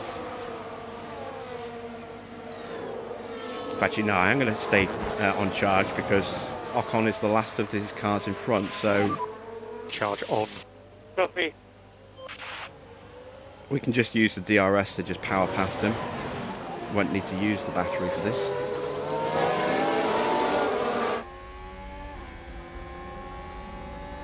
Look at that, straight up the inside. And we're up to 7th already. 2.5 seconds to Bottas. Good job. We'll have one more lap like this, and then we'll start pushing to get onto the back of him. Got to try and defend from Ocon, who's going to have a lunge back. He's got the DRS this time. Okay, that's not ideal. But Russell is out of DRS range right now, so we haven't got to worry about Russell attacking as well. If we keep scrapping, though, it will slow us down and bring Russell back in. We have no Schumacher gas. is now out of battery, but he's caught up. So we'll start harvesting Schumacher. Charge on, charge on. And we've left Alonso for dead.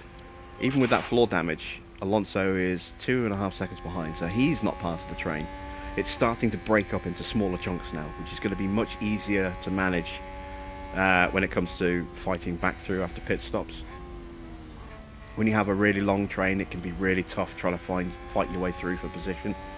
Every time you gain a position, A, it's hard to do because everyone's moving at similar speeds. Nice work. And B, as soon as you get past someone, you can get overtaken almost immediately afterwards and basically drop down again. Okay, Mick on Gasly, is he going to have a lunge up the inside maybe? Nope, he is not.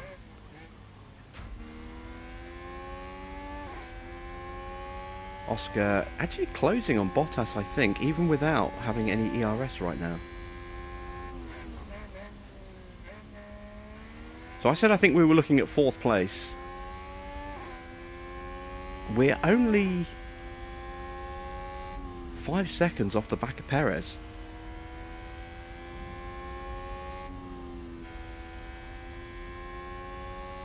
Depending on how things go, and if we get a safety car, we could still be on for a win here. Which would be amazing, considering we started 19th and 20th.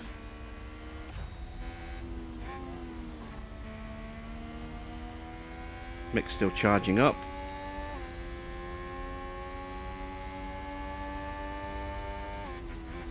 I should probably try and go neutral for a little while just to try and get past one or two of these guys, but we're leaving Alonso behind. He is really falling away, actually, Alonso. I am surprised, but he must have some sort of damage that's slowing him down. Maybe he's got minor wing damage and it's not gonna be fixed until he changes. Let's take a look at his car, actually. Does he have damage that we can see? He's got both his end plates. You don't get to see other damage to the car, so yeah. Maybe he has got some damage, but if it is, we can't see what it is. Charge off. Copy. Mick all over the back of these guys. We're going to go neutral. Try and get a better run out of the final turn. Copy.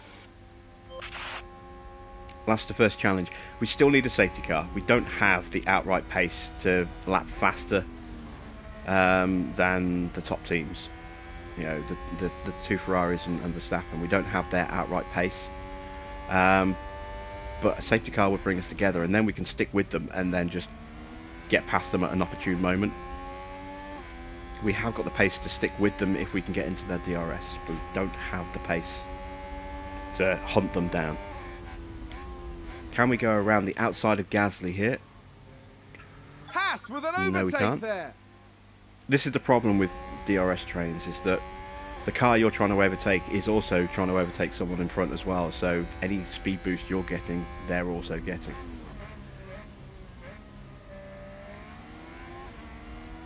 So you just have to wait for them to make a mistake and then try and capitalise on it.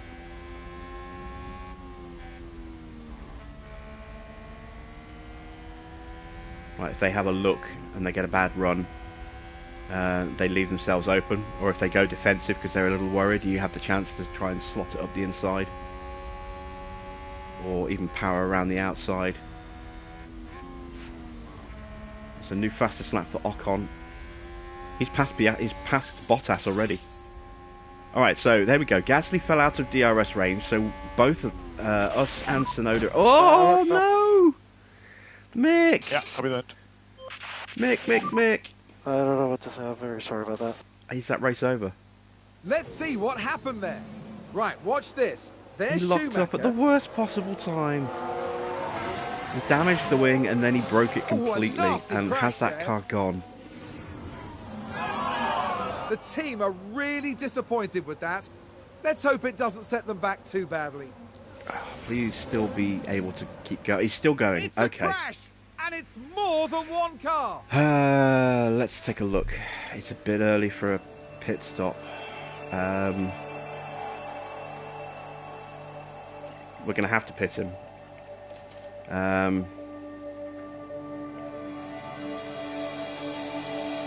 Damage is terminal on the front wing.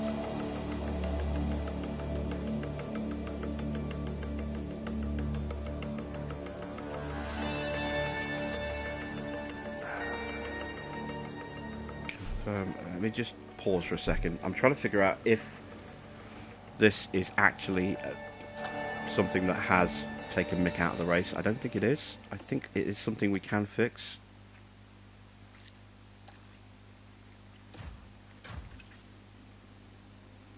It says terminal damage, but that's, I think, just for the front wing itself. I think we can still change that wing. I don't know. I was just talking about mistakes in DRS trains. Yeah, I was. It wasn't the mistake I was thinking about. Don't jinx Schumacher again. Oh, you did. Yeah, that wasn't great. All right, let's see if we can actually make this stop.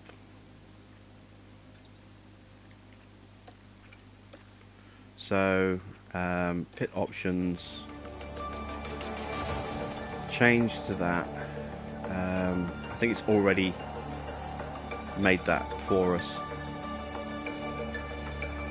Yeah, I think it's already done that, you know, not giving us the choice to change. We have to change it.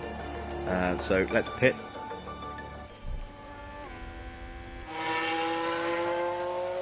We've got a 5-second time penalty, which we added to the stop. Yeah, so mixed race has just gone to pot.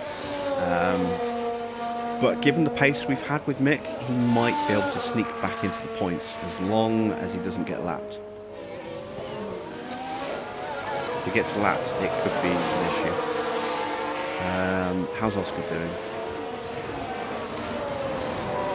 Oscar is close to dropping Bottas, so let's push hard and try and drop Bottas completely if we can. It's not going to happen for this part of the lap. If it's going to happen, it's going to happen after turn 4. Gasly's in the pits to see if he can repair any damage that we did to him. Probably going to be his tyres that need to be repaired more than anything else. Safety car would have been really good. It would, yeah. But I'm still hoping that we might get a safety car later, which will bring Mick right back into play.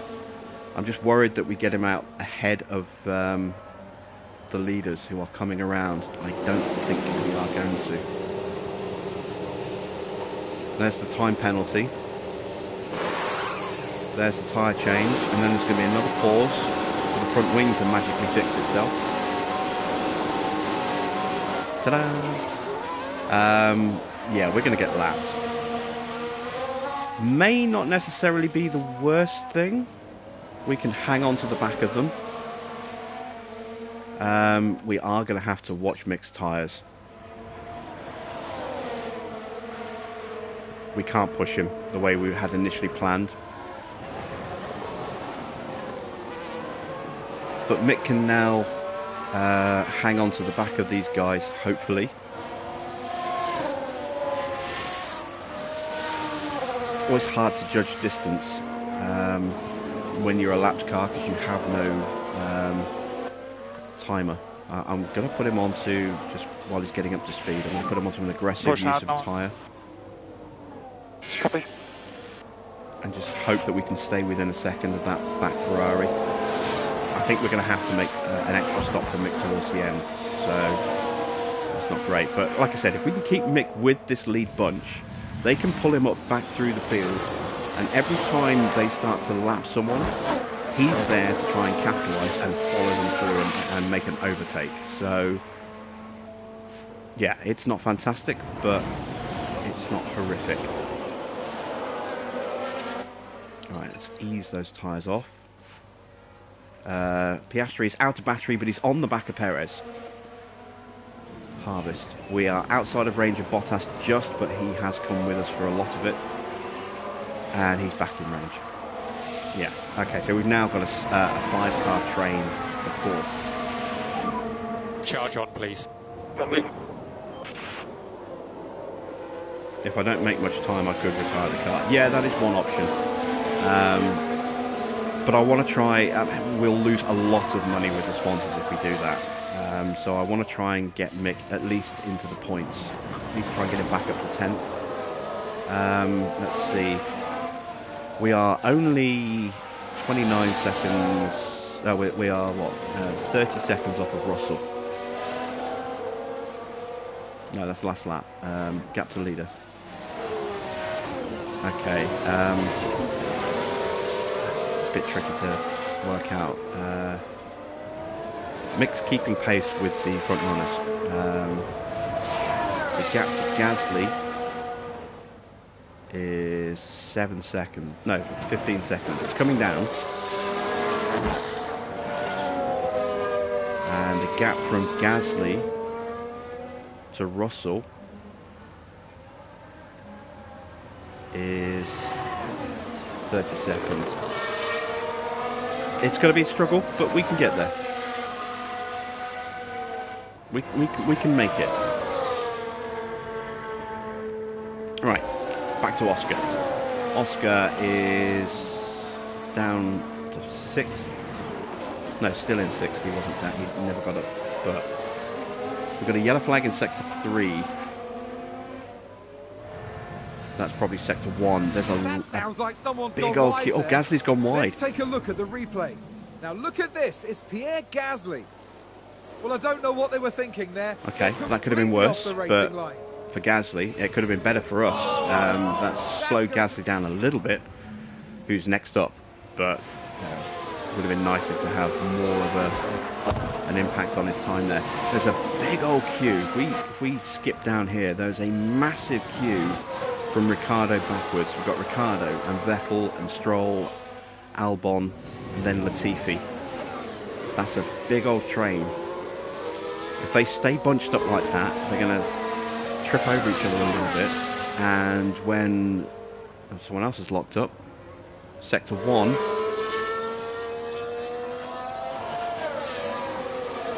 Don't be Oscar. Looks like there's been a lockup. Oh, Verstappen. Let's take a closer look. Okay, Now here we see Verstappen Max had a lockup. Verstappen. And there's the lockup. It almost got away Okay, from that's them going to hurt entirely. him. Because the two Ferraris are just going to hopefully drop him as far as they're concerned. Yeah, has Max got the pace to catch back up to the Ferraris?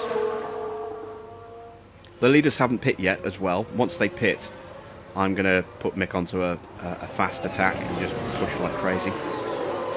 Try and make some ground. But, I mean, the leaders are on... Where are they on? Are they on mediums? Leaders are on mediums, but they're still at 60%, so they're not going to be pitting for a while. They're on a one-stop as well, so they're going until at least, I would say, lap 30. Maybe lap 32, something like that.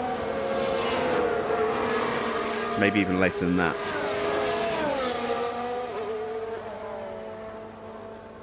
So Mick is being pulled along at a comfortable pace, allowing him to look after his tyres, which is the important thing, and still keep very fast pace. Oscar is now in a position to start pushing again. His pit window's coming up soon. Charge off. Copy. So we're P6. With that pit lap coming up, if I can get clear It's a race of these position guys, then gain I'll start for pushing. If Mercedes. not, I'll just start pushing as soon as I come out of the pits and just hammer as hard as I can to try and make up some track time and undercut these guys. Will Mick catch Gasly? Oh, comfortably.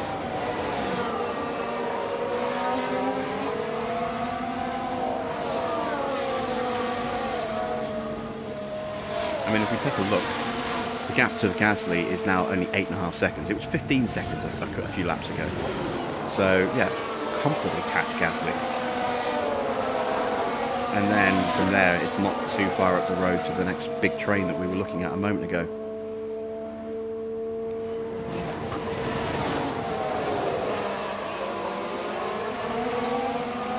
Alright, I'm going to ease the tyres down a bit.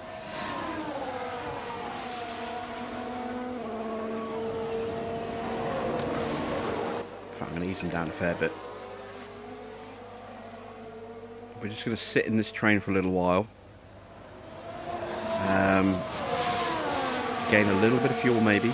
Look after the tyres a little bit so we can extend our stint maybe by an extra lap or two.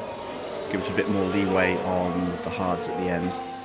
And then as soon as we pit, we're just going to hammer the car on the outlaps to try and undercut these two before they make their pit. I know Mick's got floor damage, but it's only minor floor damage. It's not like that.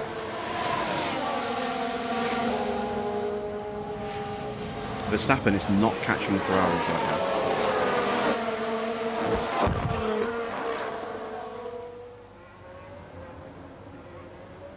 Alright, Perez is going to make a move on Hamilton. We're going to try and follow him through. Can we get the move done and then overtake Perez? These are on hards, so I want to push away from these as quick as I can, ideally. Alright, Perez goes defensive. Can we get him around the outside? We should have DRS.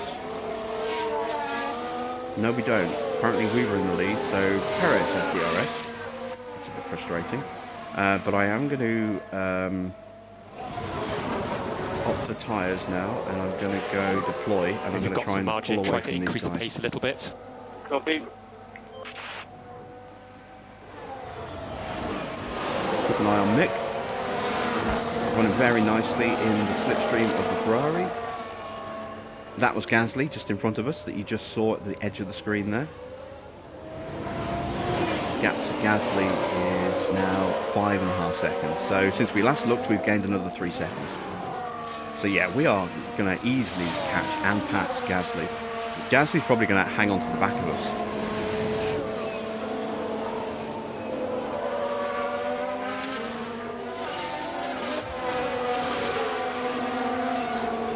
Alright, come on, make the move, Oscar.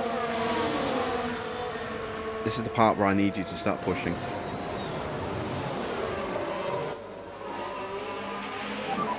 We can close on them. Copy.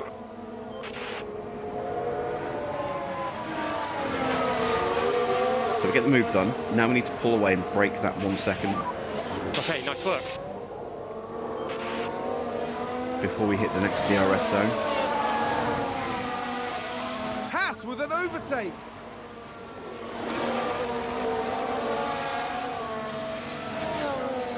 I'm going to just see if I can get away with maybe dropping Mick's tyre wear down a little bit more. See if he can still stay with them. We've got plenty of fuel to burn, as you can see. I'm not worried about that. Oh, they're in. Okay. Leclerc's still out there. Let's ignore that for a second. I want to stay out. Oscar is still on the back of Leclerc, but Leclerc's going to pit probably at the end of this lap, or if not within the next 2 laps.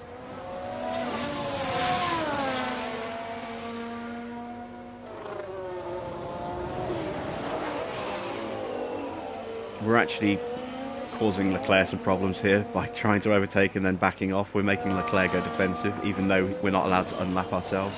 That's something I hope gets fixed, is that we are allowed to unlap ourselves.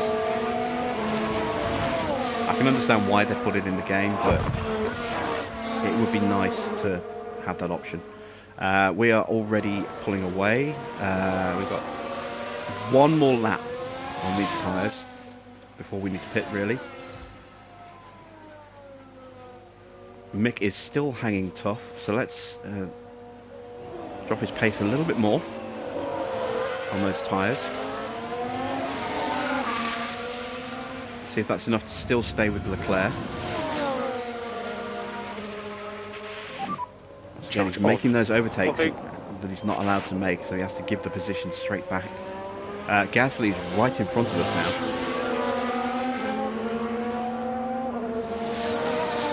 Oscar's still 1.5 seconds, or just over 1 second ahead. Chasing pack, they are closing.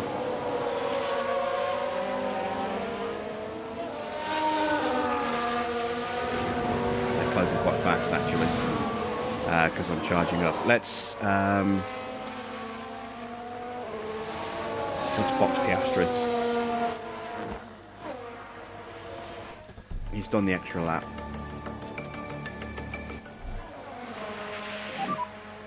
Box. Is Leclerc pitting? I don't think he is. Oh no, Leclerc is pitting. So now we need to start pushing. So we're going to go deploy. We're going to push those tyres onto attack. And you can see we have saved some tyre wear there. So we could possibly make this one-stop work. Our tyres are going to be very ropey towards the end, so we're going to have to ease them down again later, but we could still make this one-stop work. And if we get a safety car, that's going to bring us right back into contention. We are no longer lapped as well. That's another important thing. So we can push at full pace and not worry about being held up.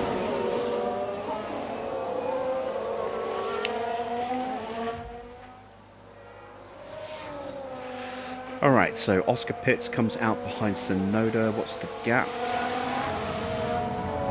3.5-ish seconds, 4 seconds. That's not too bad. We're chasing a battle between him and Russell. We've got out ahead of Ocon, Alonso, Joe and Bottas, and that was the important thing, to get away from that group.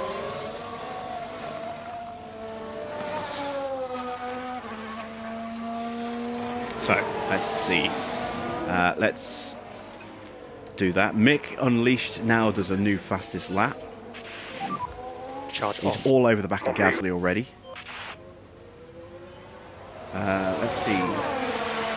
Oscar, what's the gap to Oscar? Gap to Oscar is 33 seconds. You know what? That's not horrendous. Very Mick is good. going to push his way through this field a bit faster now, No assuming he overtake. has battery. Harvested. Let's go harvest. Charge on, charge on. Yeah, copy.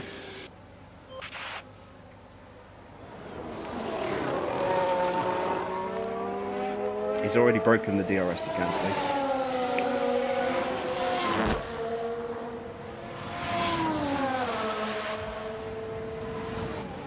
Oscar closing up to the back of Tsunoda and Russell. They're scrapping for position. So they're slingshotting each other with DRS. I'm going to watch his tyre temps a little.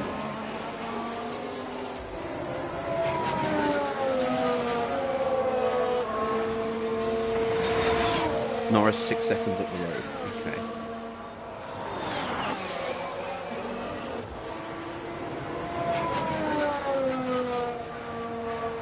Let's ride on board with Oscar for a little while. Let's use the wing cam.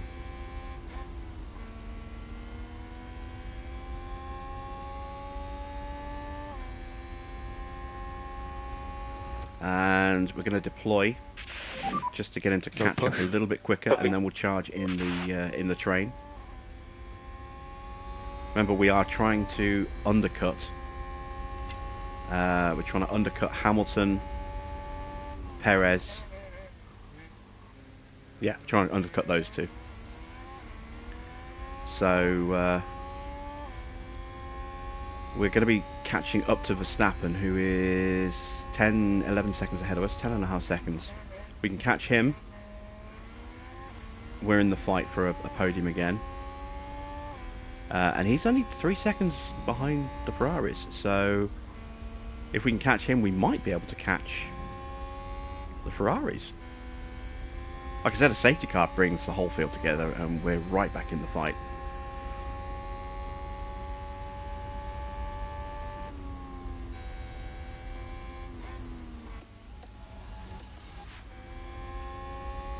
Right, harvest some battery. We've got that gap down to just over a second. We're almost in DRS range. New fastest lap for Oscar. He's flying right now. Let's go neutral, just to try and use that pace he's got to get right onto the back of these two while they're scrapping, holding each other up under braking, because they are just going to pull away on the straights. Mick is closing on Norris. Let's go neutral on Mick for a lap or two. We've got to watch out for fuel now. We're getting to the point where we're going to have to think about easing their fuel loads down soon. Mick has a bit more fuel to play about with than Oscar. So, again, if we can get into the back of another car, into the slipstream, into the DRS, we'll be using less fuel. We've caught up to the back of Tsunoda. We're in the 1 second window.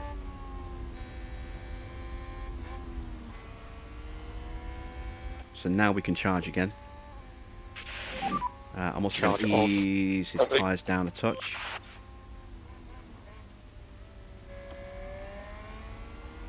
So we've got plenty more life in them to fight with later. Schumacher's tyres we're going to have to ease down a lot later.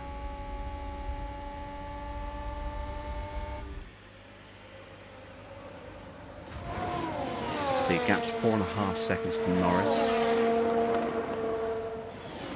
Who in front of us is yet to pit? Let's have a look. Tyre history.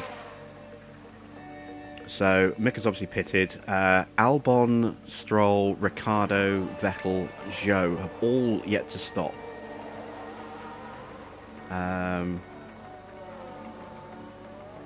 So is Alonso. He's yet to stop as well. He's dropped quite a way off. But I don't think we'll catch him before... Well, yeah, it's about 30 seconds to Alonso. We're not going to catch Alonso before he pits. But we shouldn't be too far behind him when he does pit, if we can keep this pace going.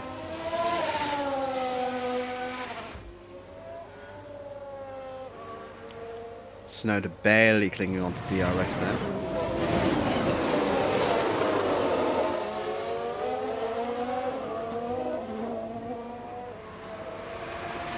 But you only need to barely cling on. As long as you get it, you get 2, 3 DRS straights all in a row to catch back up to that car that... Oh! Jesus Christ, they could have stopped doing that to me. That was horrendous. But yeah, as long as you can keep the DRS or get, just keep inside that 1 second window into going into the last couple of corners, you get 3 back-to-back DRS straights and just, charge right up to the back of the car in front of you.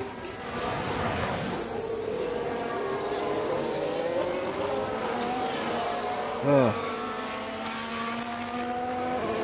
Your heart was in your mouth. My heart was in my mouth there. It's just like, this is our only real chance of a strong position, and I thought that had gone for a second then as well. Like I said, we're looking to try and get Mick into 10th. That's our target for this race. If we can get him into 10th, it's a job well done. There is a queue, so technically all we need to do is get into the back of that queue. Alonso is kind of a stopgap at the moment. If he keeps leading that queue, his tyres are the worst because everyone behind him is pitted. Apart from Joe.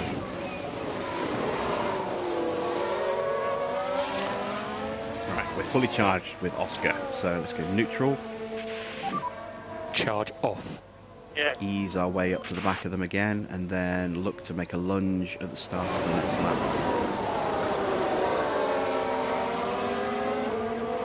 You can see the fuel difference. Mick running in clean air has got minus 0.3 laps. Oscar has slightly less fuel, but is running in the slipstream and the using DRS, and he's plus 5.4 laps on the Delta. So, yeah, we've still got time to run him at this pace before we have to think about easing off, but don't want to take too long. Mick just 1.5 seconds behind. Right, I'm going to ease his tyres down a touch, and I'm going to deploy his battery. Try and get the DRS before the end of the lap if we can.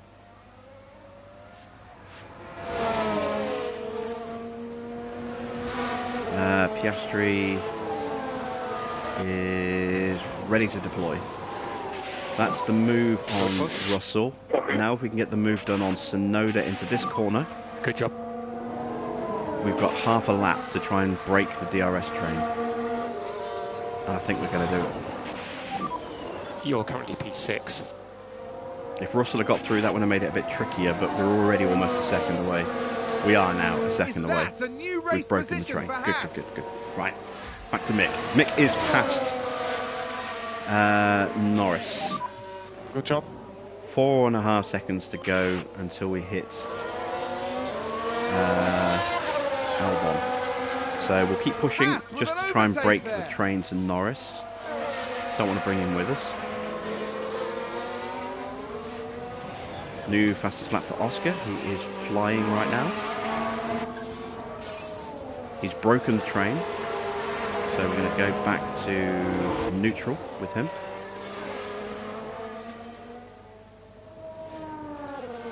Verstappen 10 seconds ahead.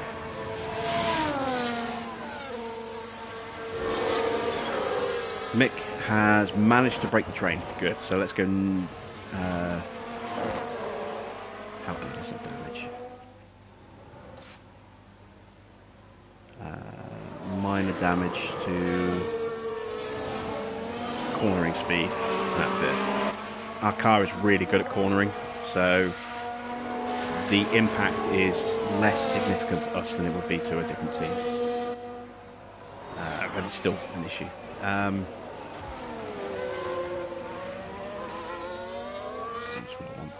Let's harvest. Charge on, charge on. Oscar Understood. is not closing.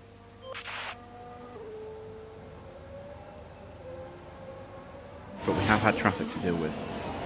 Let's see how we do after this lap. There's no cars between us. Hamilton's leading right now. That's good.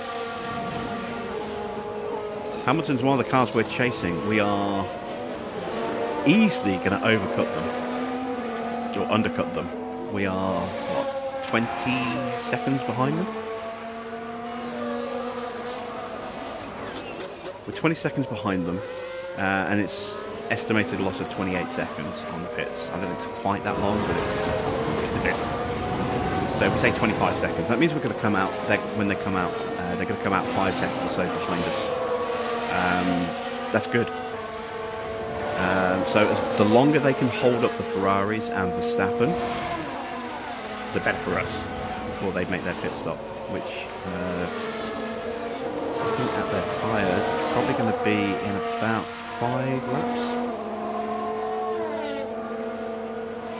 5-ish laps, maybe.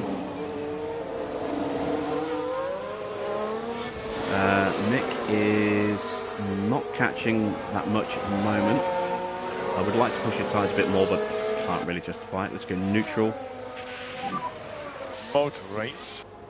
Yeah. Just try and give him that little bit of extra acceleration in the corners, and yeah, that's made a difference already.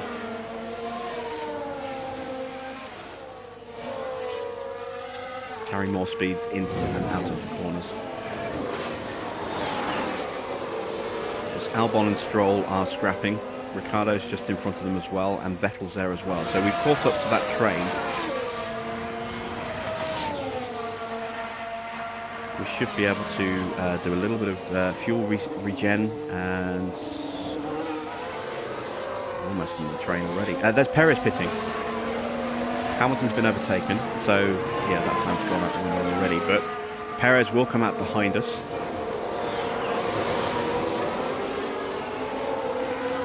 Perez might even come out behind Tsunoda.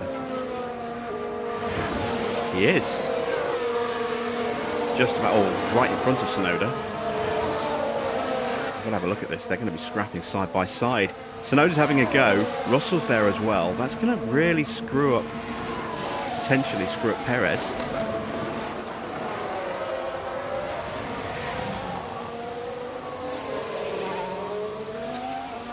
Yeah. Tsunoda got him. Tsunoda and Russell's all over the back of him as well. They're on hards. Perez on brand new mediums. If they hold him up like this, that's even better. Even better. Right, back to Mick. Mick is on the train. I'm going to harvest. I'm going to drop his tyres down as well. Hamilton's in the pits. Hamilton is going to come out probably ahead of Perez because Perez was getting held up.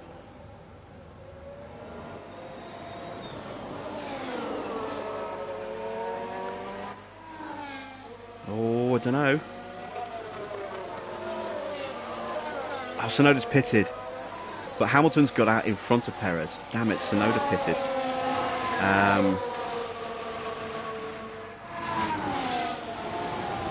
Okay, well if these guys scrap, that will maybe slow them down a touch. Where's Mick in all this? Still scrapping away back here. But he's running at a lower tyre pace, which is fine. He's still charging the DRS, so we may well end up sitting here for a lap or two. Vettel's just pitted, that gets him out the way.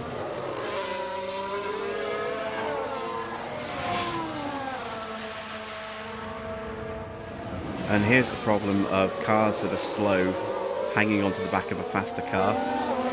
They just don't necessarily have the straight pace to force their way past, which is where you get these endless trains. Maybe just the front two cars swapping position and then everyone else is stuck.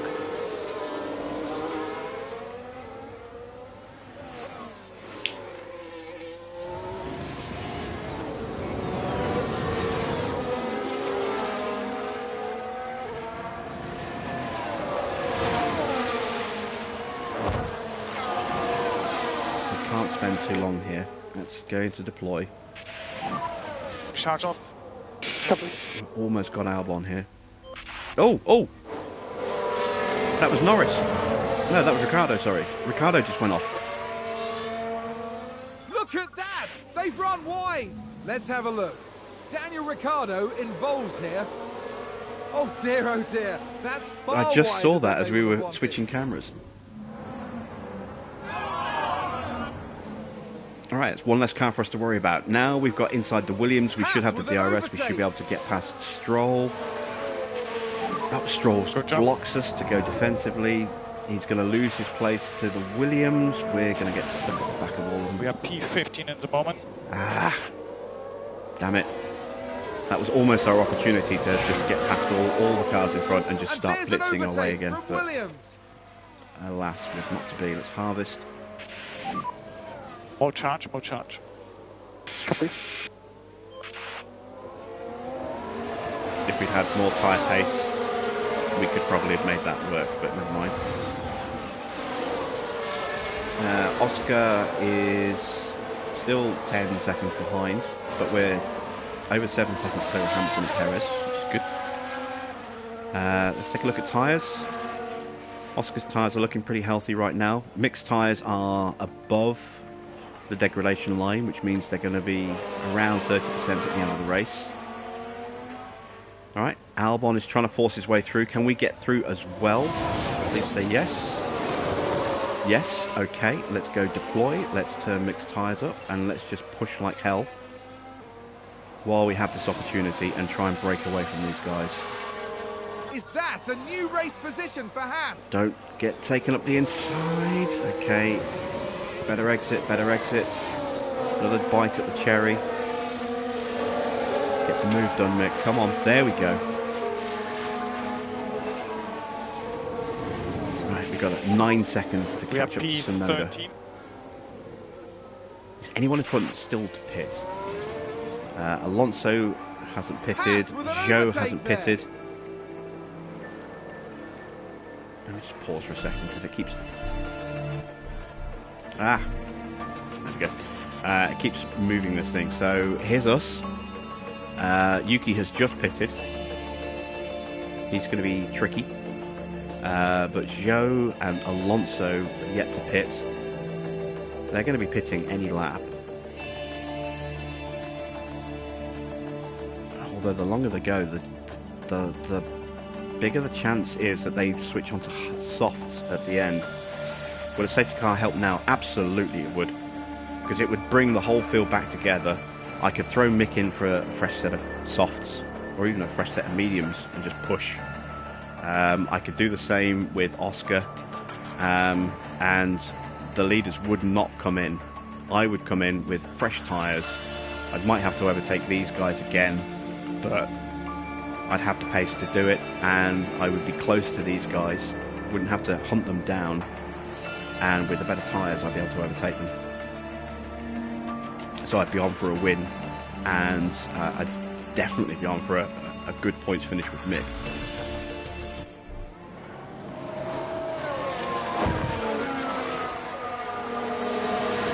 Okay, we've already gained half a second on Tsunoda in just a few corners. We've broken the train to Albon, who's been left dead.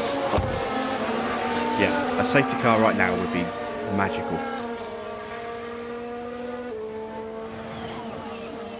Because I could either put on some softs or, more likely, at this point, some mediums. If the safety car comes in the next 10 laps, then yeah, we'll be boxing for softs. If it comes in the next 10 laps, I might not box Oscar at all after 10 laps, but I'll probably still pit Mick. Because it will close us up. This was a yellow flag in sector 1. I think that was just someone being lapped, maybe. We've had a car run wide. No, Bottas has run wide in turn 7. That's not sector 1. Some of these yellow flag sectors are a bit weird. When the track gets close together, I think that's what sometimes they overlap the zones a little bit, and that's what confuses the yellow flag system.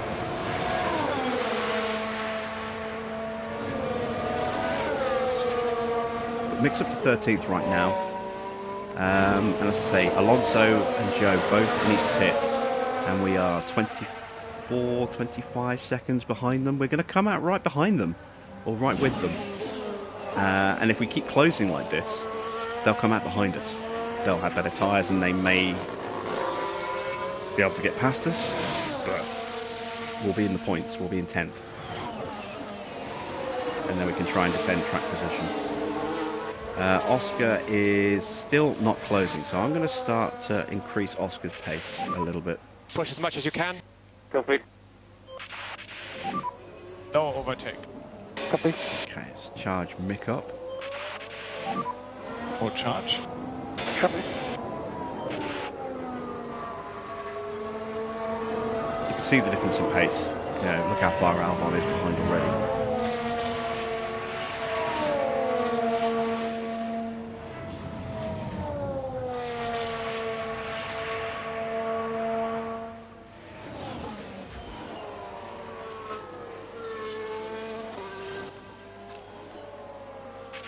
Deploy some battery as well. Copy. I'm aware of the fact that the front runners are starting to get to the back of traffic. So if I can cut through the traffic quickly and they get held up, that will definitely help. It also increases the chance of an accident happening, which means there may be a safety car. Keeping my fingers crossed. That would be golden right now for us. Fuel is a little iffy with Oscar. We can't push like this for too much longer. Not until we, unless we can get into the back of someone again.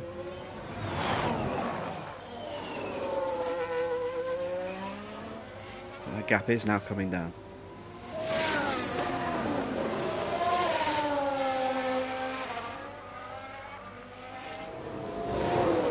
The only question is, how much will it go back up again while we're harvesting? Charge on, please. Copy. Mick is taking about 6/10 a lap, I think. Let's take a look at the last lap times. Oh, 3/10 against Sonoda on that last lap.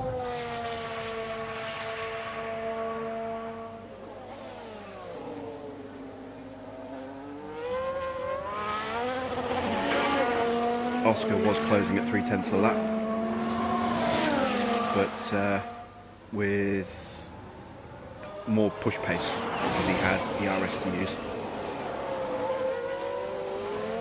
So let's see what his pace is going to be like now that he's not got anything else to push with.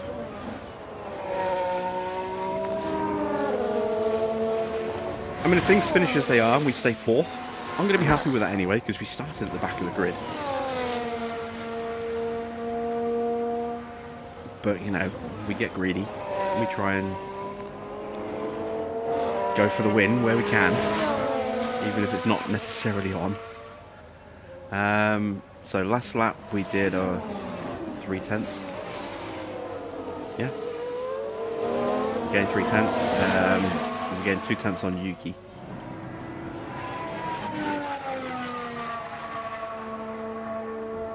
Gap's gone back up to 10.5 seconds, even though we're lapping fast. Oh no, wait, there we go, just hadn't refreshed. We actually lost half a second to Verstappen on that lap.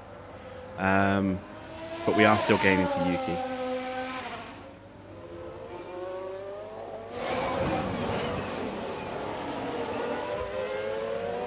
And we're about fully charged, so let's deploy that again.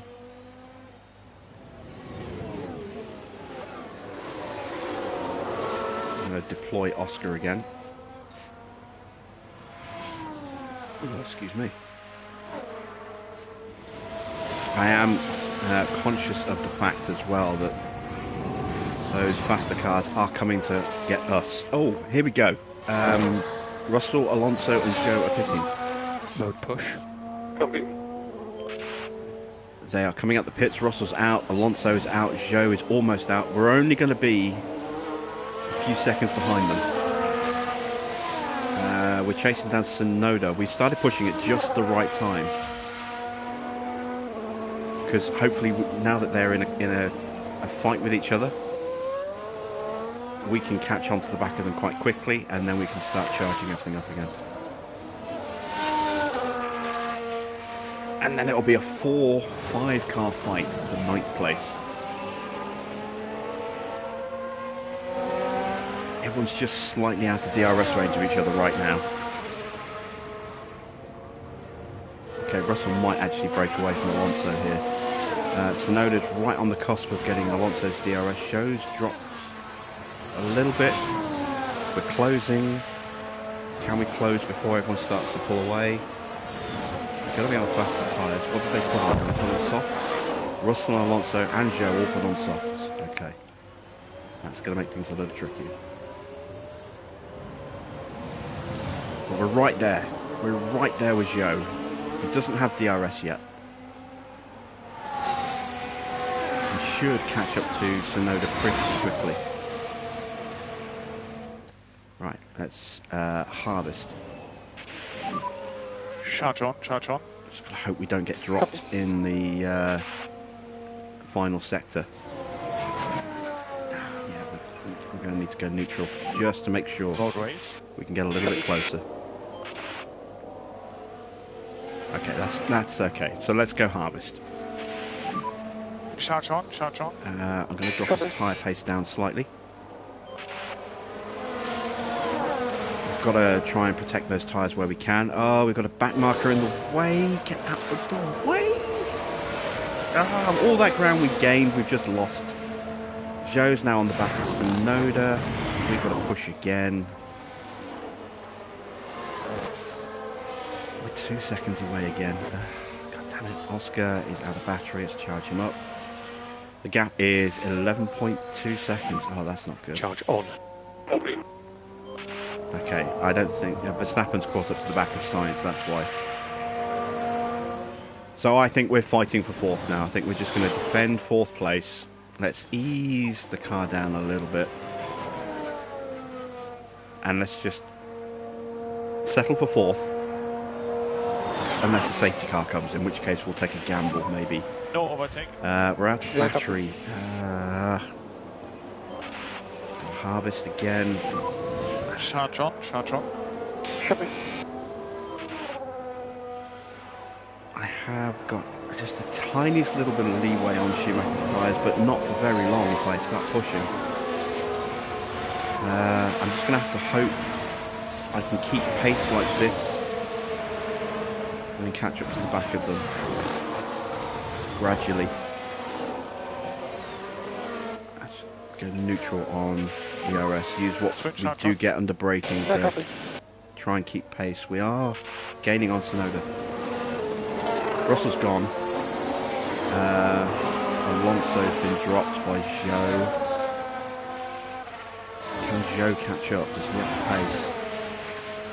See how much time we're losing on the straights because we don't have the DRS. The only thing that's helping us right now is that they're fighting under braking, allowing us to close back up again.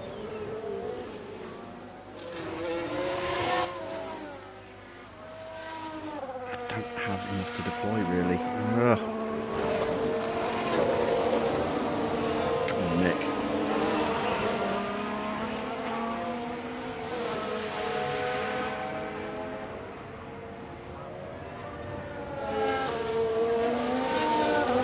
The leaders are coming. I don't know if they're going to catch us in time or not. Perez is closing in on us a little bit, but that's okay.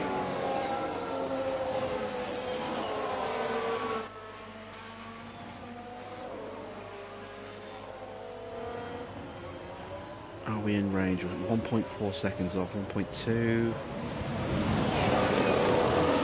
Not enough under braking, they're going to pull away. That's our DRS. Come on, fight into the turn. Let me get under braking. Get under a second. Okay, deploy. Try and stay with them as best I can.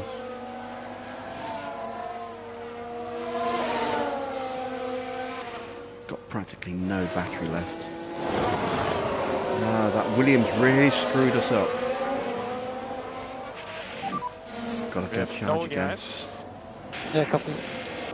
Need to build up something. Oscar is ready to Charge start on, going charge on. neutral again. That's good. 7.5 seconds to Perez. Charge off. He's dropped Hamilton. Okay, that's fine. Joe is keeping pace with Alonso. Not horrible. We are almost in DRS range. Okay, I think we might get it. We got it. We got DRS. Okay. Whew. Right, now I can turn his tyres right down I can keep the charge going, and we can get Mick ready for a push to try and get back after Alonso. It's not over yet. The fight to get Mick into the point is not over yet. We still have an opportunity. As long as we can keep that DRS while we're charging up, and cooling those tyres down, just prolonging them a little bit, then we're okay. My biggest concern is that we're going to catch Alonso and then we're not going to have the pace up to do anything with it. I really need a safety car for Mick now. But if we do get a safety car, I'm going to box Oscar. It'll probably bring us out somewhere by Ocon, either just in front or just behind. But a fresh set of softs pushing like crazy to the end with fuel to spare. Yeah, we'll be absolutely fine. And we would have a real chance of getting the win. Sainz has stolen my fastest lap. That's cad. Verstappen's got himself into the lead. Can he hold it? Good job so far. Alright, Schumacher has got past Tsunoda. Can Joe close the gap on Alonso? HAAS with an overtake. I think even running with tyres like this and charging our DRS, our ERS, we might even have pace to overtake Joe.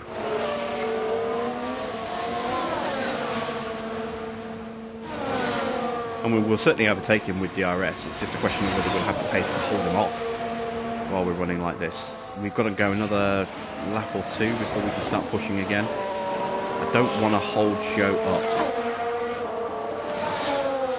So I'm going to ease the tyres right down.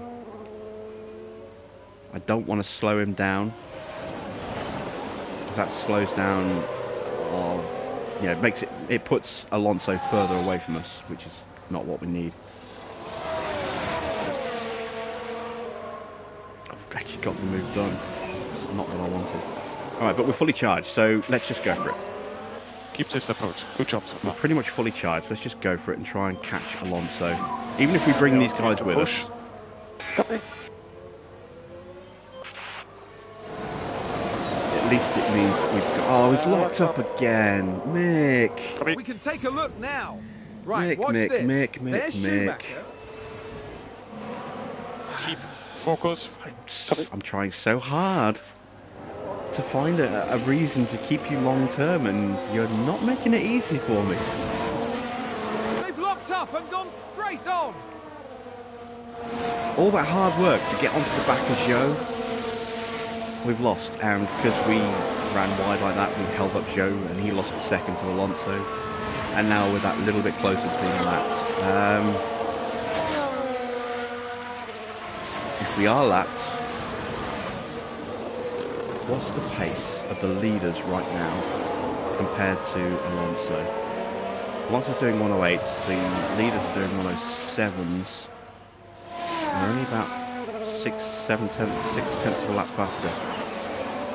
I don't think there's enough laps left for them to lap Alonso.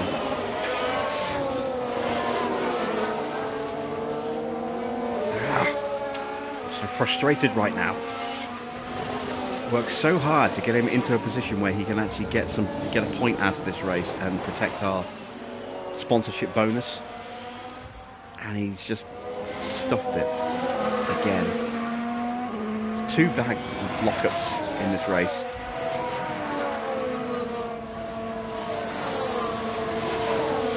That's not good. Needs to come the new Magnussen.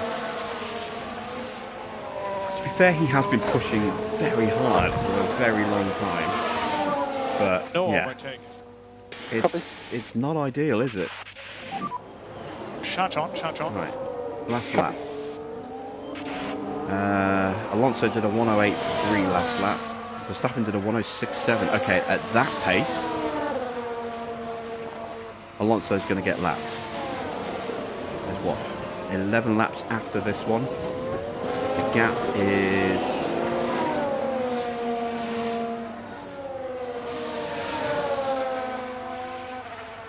about 9 seconds. At that pace, yeah, he'll get lapped. But,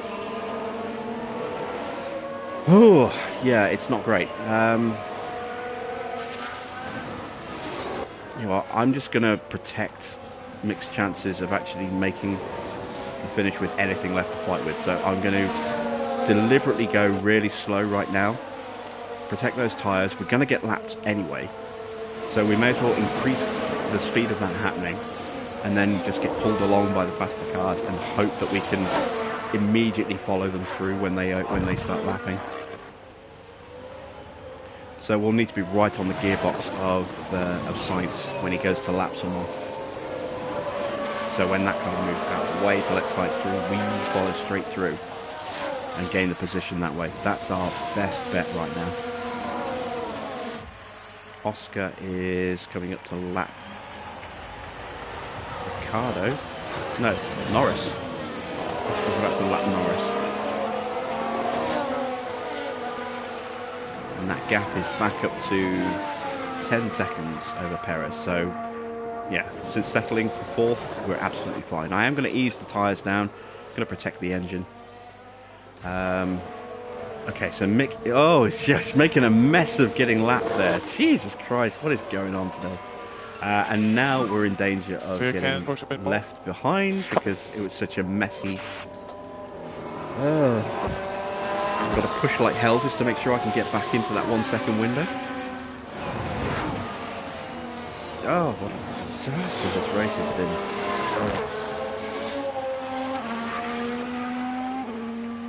been. He hasn't got DRS, but hopefully he's got the pace to get it for the next corner. He should be in 1 second there. Yes, he is. Okay. Right, so harvest on. Let's ease the tyres down. Charge on. Copy. We know from past experience we should be good at light running, maybe even conserve. Let's try conserve.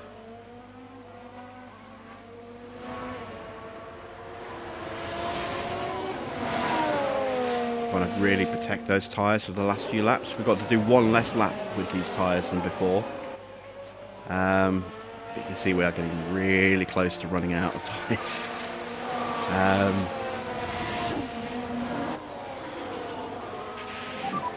You can push. Copy. I really wish he had a full battery right now.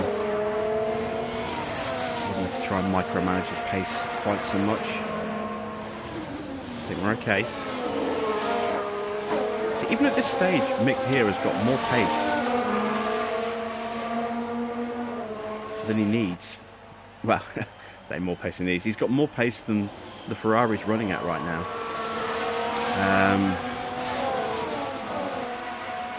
The only problem is Sainz is 3 seconds off the back of the others, so it's going to... Well, actually, that might work. It's going to slow down the guys in front twice. Once as the leaders go through. I don't think we're going to get Alonso. We're going to get Zhou and Gasly again, but I don't think we're going to get Alonso. I don't think there's enough laps left. What are they doing time-wise? Alonso did a 108.2, Leclerc did a 107.2. That's a second. What's the gap? They are about to lap Zhou and Tsunoda, and it's another 4 seconds up the road. There's 7 laps left. Oh, yeah, it's going to be... That's just for the leaders to catch him. We're 3 seconds further behind. Yeah, I don't think we're going to get him. Not unless he gets seriously held up.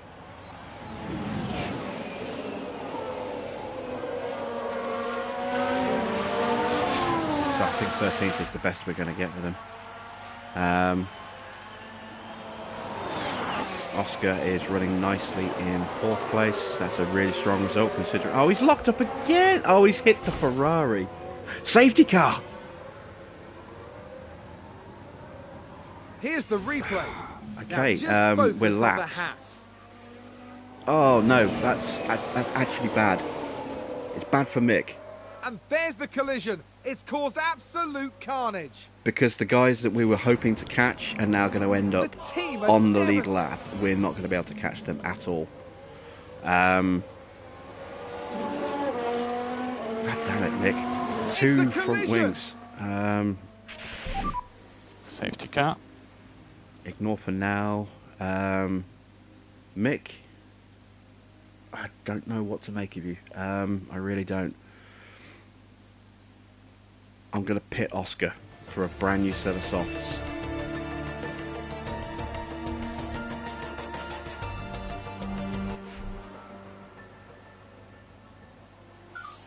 I just hope that I can do what I need to do. Let's make sure Oscar is fully charged. Another time penalty. I can't pick Mick this lap because he's going to hold up Alonso. The Sainz is out. The safety car's going through. It won't pick anyone up until the leaders come through. The leaders have not lapped Joe and Sonoda, so yeah, mixed race is over. But has Mick given us the chance to get a third win in a row, this time with Oscar? Entry. Okay, copy, mate. I've got a 14-second gap. It's a 25-second or 28-second pit stop. Under safety car conditions, we're going to lose some of that. We're going to lose maybe 10 seconds of that, which means the 14 seconds to Perez, we're going to either come out right in front or right behind. I think we're going to come out right behind. Fresh and soft. On they go.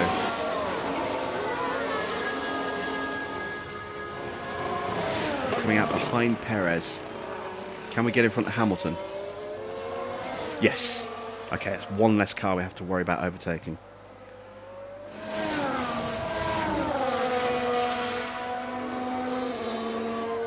going to up the pace of that right now. I'm going to drop that pace. I want to try and burn off some of this extra fuel that we're actually going to get right now. Now is the time to pit Mick.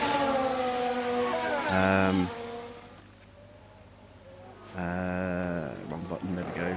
Pit options, fresh set of softs. Major front wing damage. There's two front wings he's gone through in the space of this race. How many boxes left? Or two spare front wings. Copy. Boxes left. Let's take a look at. He's fully charged. He's going to have fuel to spare.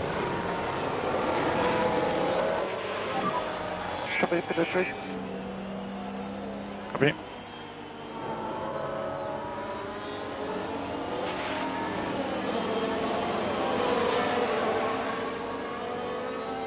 Sainz is out because Mick punted him off. That's the penalty. That's what the penalty's for. Oh, it is. Yeah, I know that's what the penalty's for.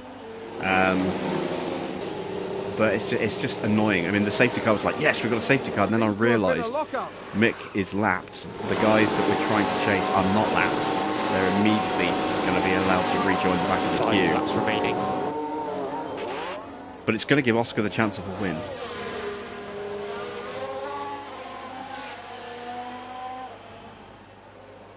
And what I need to make sure is that I don't get the fastest lap with Mick.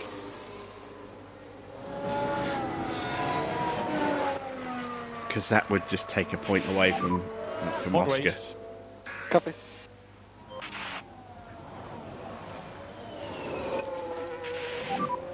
Push hard now. I kind of wish I could find Mick. I wish you could find your drivers. Mick would be getting a huge, hefty fine. That's how close we are to the win.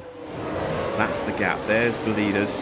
1, 2, 3 back markers, then Perez, then another back marker, then us.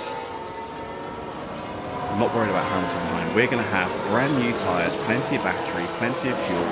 We're just going to push like hell, and we are going to storm away from him. But can we have enough time to get past the leaders? We're going to have at least one more lap in the safety car. I'm hoping this is going to be the last lap on the safety car.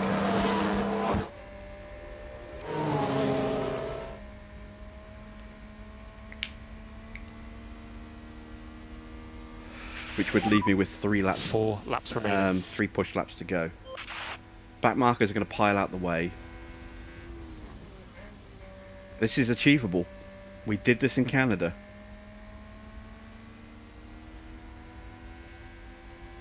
But if it's going to come off, I need that. I need that to happen now. I was going to say we've lost a position, but we haven't, you know, by making that pit stop, because Sainz got taken out. So, you know, by pitting, we have thrown away a guaranteed podium.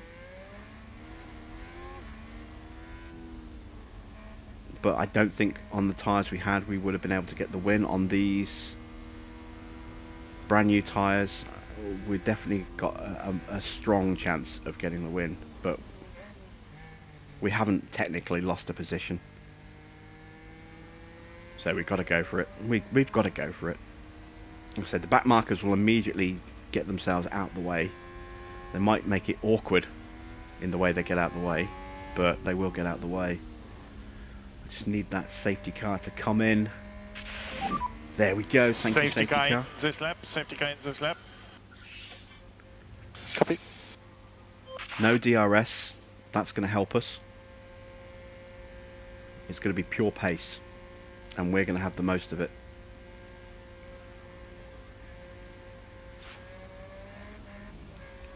Alright.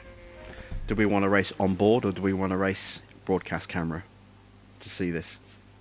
What do you think?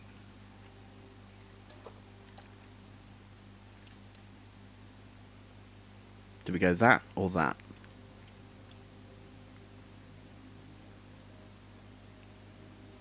I kind of want to see it from inside the car. What about you guys?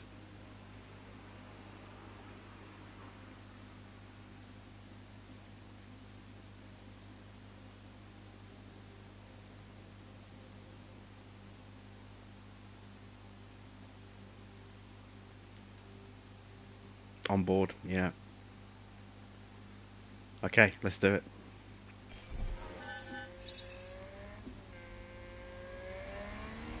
Here we go. Mode push. Copy.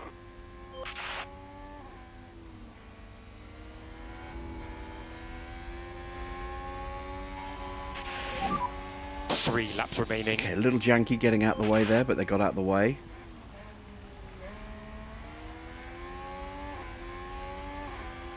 Three laps to go.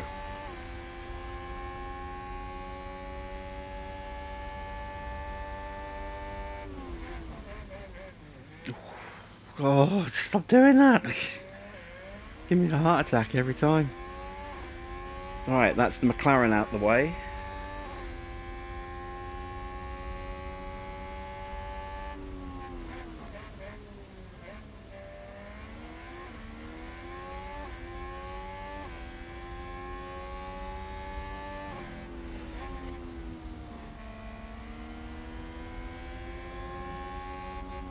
Perez looking defensive. He's looking defensive. Can we go up the inside? Come on, make that move. Make that move. Oh, need to make it quick because we're running out of time. Going up the inside. We're going to block Perez. Box him in. 2 laps remaining. Up the inside. That's Gasly in front. Come on, Gasly. Do us a favour. No, he's done... Of course he has. He's done the Red Bull a favour. Alright, so I don't think we're going to get the win, but we are going to have a run at Perez, and we are going to get ourselves a podium. Dare I keep looking or just pray? We're already back in DRS range for the start of the next lap. Question is, will we be ahead of Perez or behind him crossing the line? Because that could determine whether or not we get jumped going up to turn 3. We're not going to catch the leaders now, unfortunately. One more lap after this and we probably have the pace to do it, but...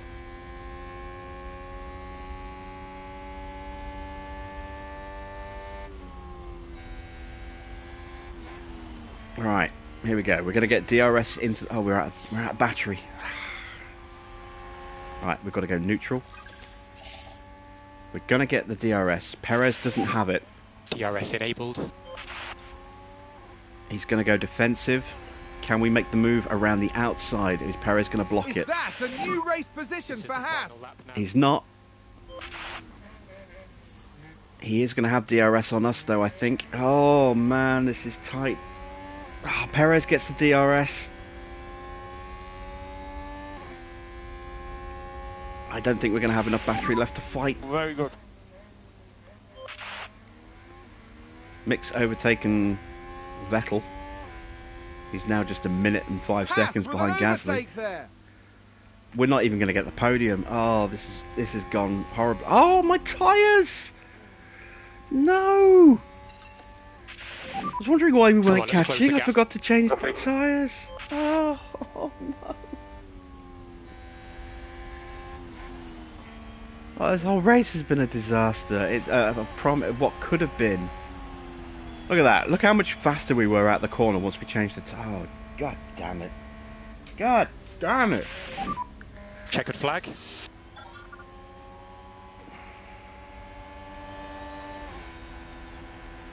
We could have been past Perez. We could have been up with the leaders if I put my tyres on full attack. I can't believe I missed that. So we didn't even get fastest lap.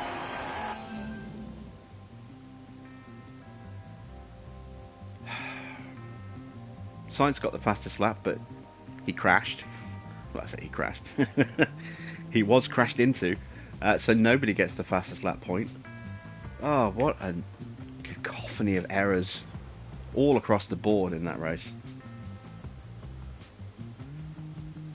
Our sponsors are not going to be happy. We're going to lose some money here, quite substantially. We're hanging on to 4th.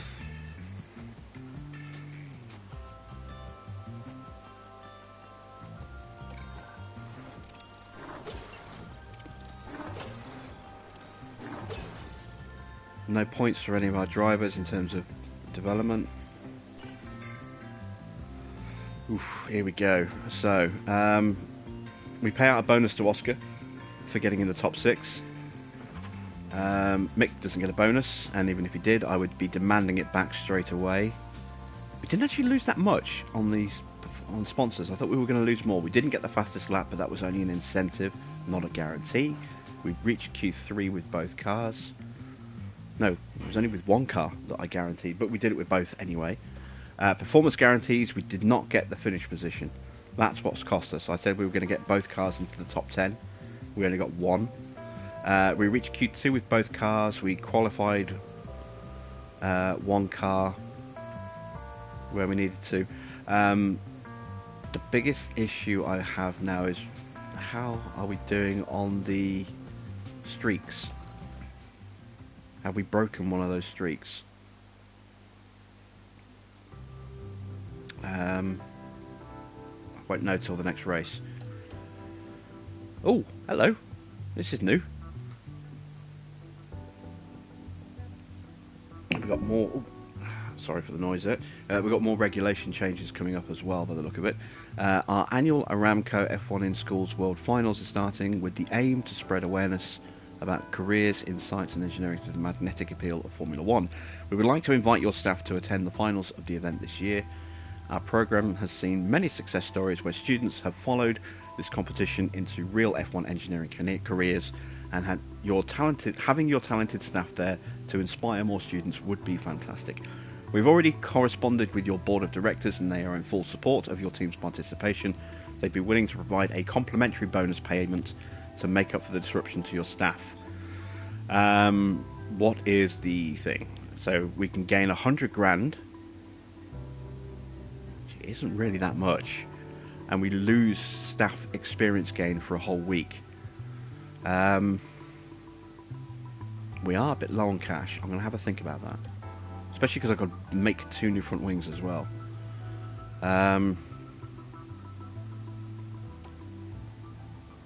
We still exceeded expectations brilliantly. That's getting Oscar up to 4th. Oscar saving the day there.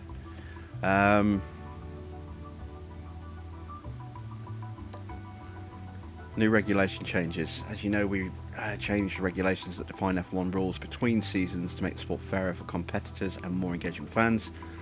With these goals in mind, we're proposing new regulations for 2023 to put more emphasis and excitement into qualifying, I want to introduce a bonus point for owning pole position. You know what? Yeah, I will vote for that.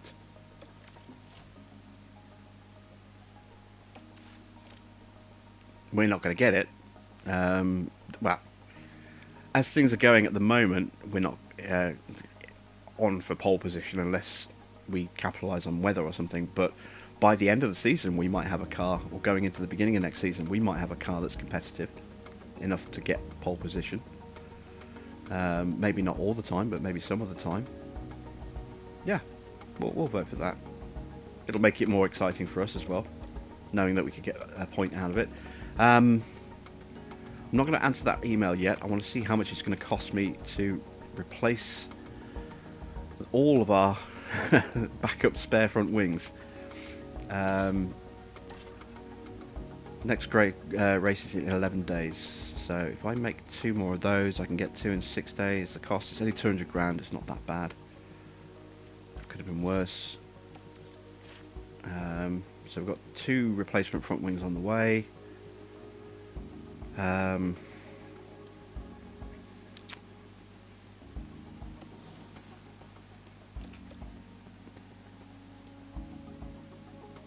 going to decline this. I don't think 100 grand is worth it for losing the potential experience gain of our staff. We want to get them as good as possible, as quickly as possible. So sorry, Mr. Amato,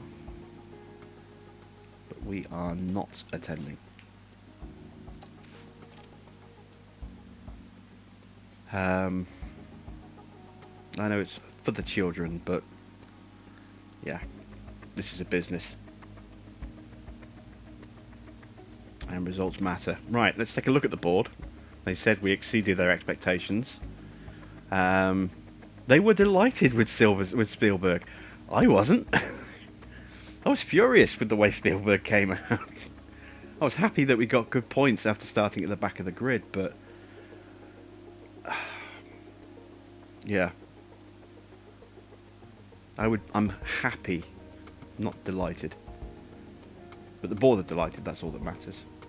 I think that's probably because we've given the board a nice, shiny boardroom that's helping influence their decision slightly there. Let's see, we've got an upgrade to the tour centre. Is that the final upgrade for the tour centre? It is not. There's still one to go after that. The CFD simulator is upgrading. That's going to make that a rank 2. The team hub is upgrading. That is in staff facilities. That's going to make that a rank 4. That's going to boost our earning of experience for our guys. Hospitality is upgrading. That's going to make that a rank 3. Okay. Alright. Yeah, mixed bag in that race. Checking our staff.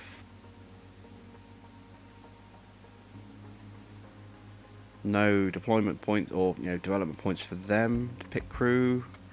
They are improving our tyre changing speed. It's still pretty slow. That needs a lot of work.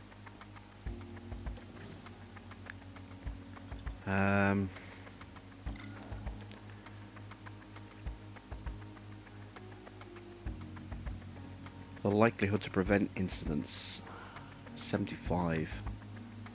Is that better than Oscar? No, it's less than Oscar.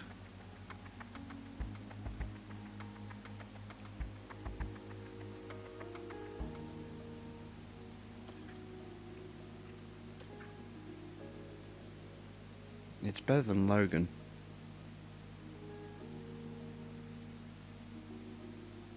Logan is still a couple of years away, I think, from being ready for the car. But I think we might start increasing how often we put him in the car now.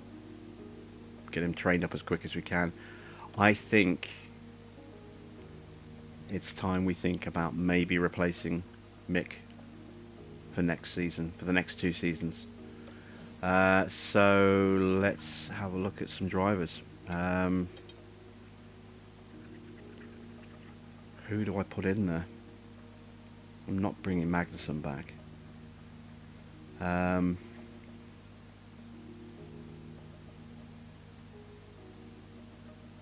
Could maybe go with Albon. Let's take a look at Albon.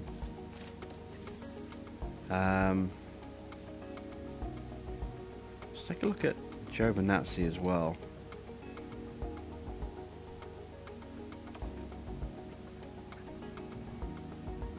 Just offer him a 2-year deal. See what his stats look like. Yeah, we are scouting him. Good.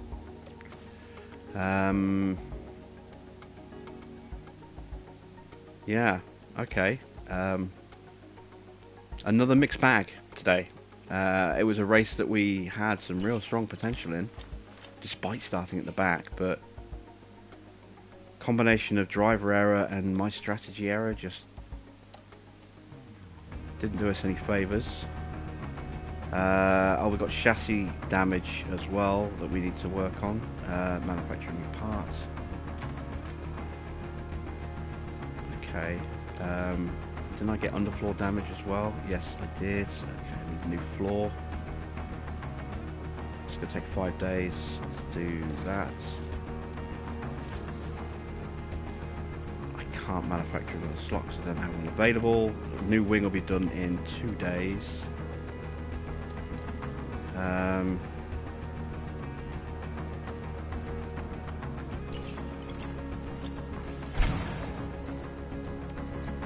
Okay.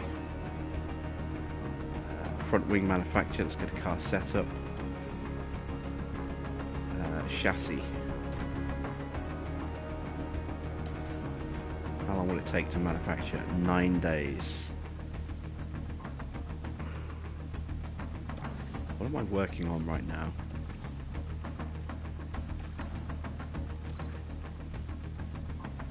I'm researching a new chassis. I don't really want to buy a new chassis just yet.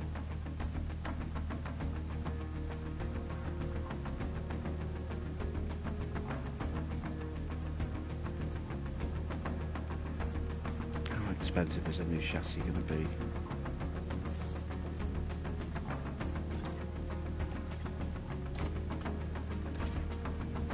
Oh, it's only 75 grand.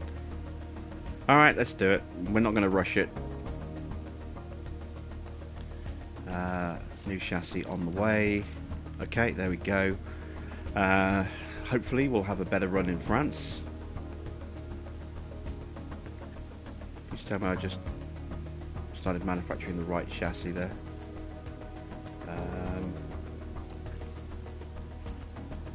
This time I didn't start working on the wrong one. No, there we go. It is a Spec 2. Okay, good. Panicking for a second then.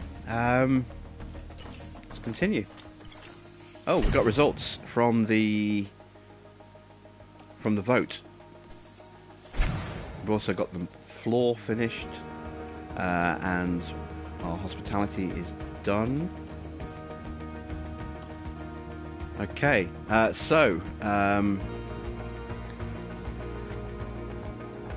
in the case of a tie, they will always cast. So, everyone apart from Red Bull and Mercedes have voted for the bonus point. Okay. The other point allocations aren't changing.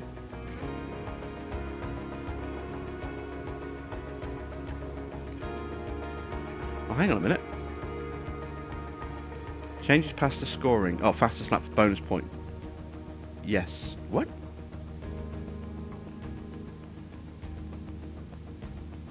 Okay, this doesn't make sense.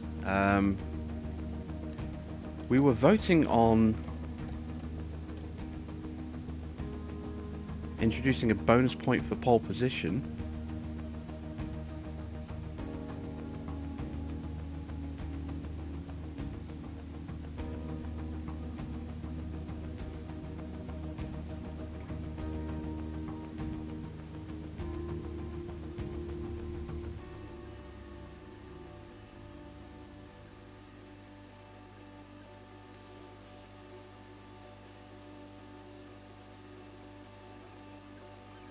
Okay, I'm not entirely sure whether I completely misread this.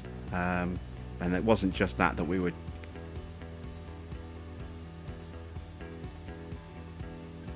Okay, alright, there's a way to check this. Let's go to the boardroom. Rules and regulations. Sporting regulations for 2023. Okay, we have made some...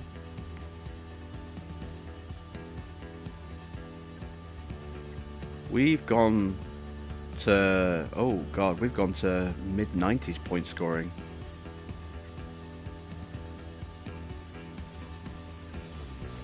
Where it's only the top 6 teams, or only top 6 positions, and they score points. It used to be, when I was watching, it used to be 9, 6, 4, 3, 2, 1, and then they bumped it up to 10. I think it might even have been 8, 6 before they bumped it up to 9.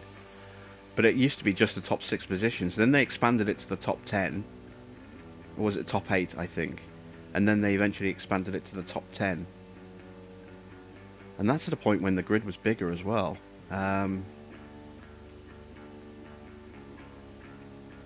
Okay, I completely misread what was going on with that email. Or the regulations were not right. I mean, they said they wanted to introduce a pole position bonus point. Everyone voted, but 2 teams voted for the change. The change was passed, and pole position bonus point was never on the cards. So that looks like a bug. That's a bit weird. Okay. So it looks like we're going back to mid-90s point scoring for next season. Yeah, well, that'll be interesting to see how that shakes out.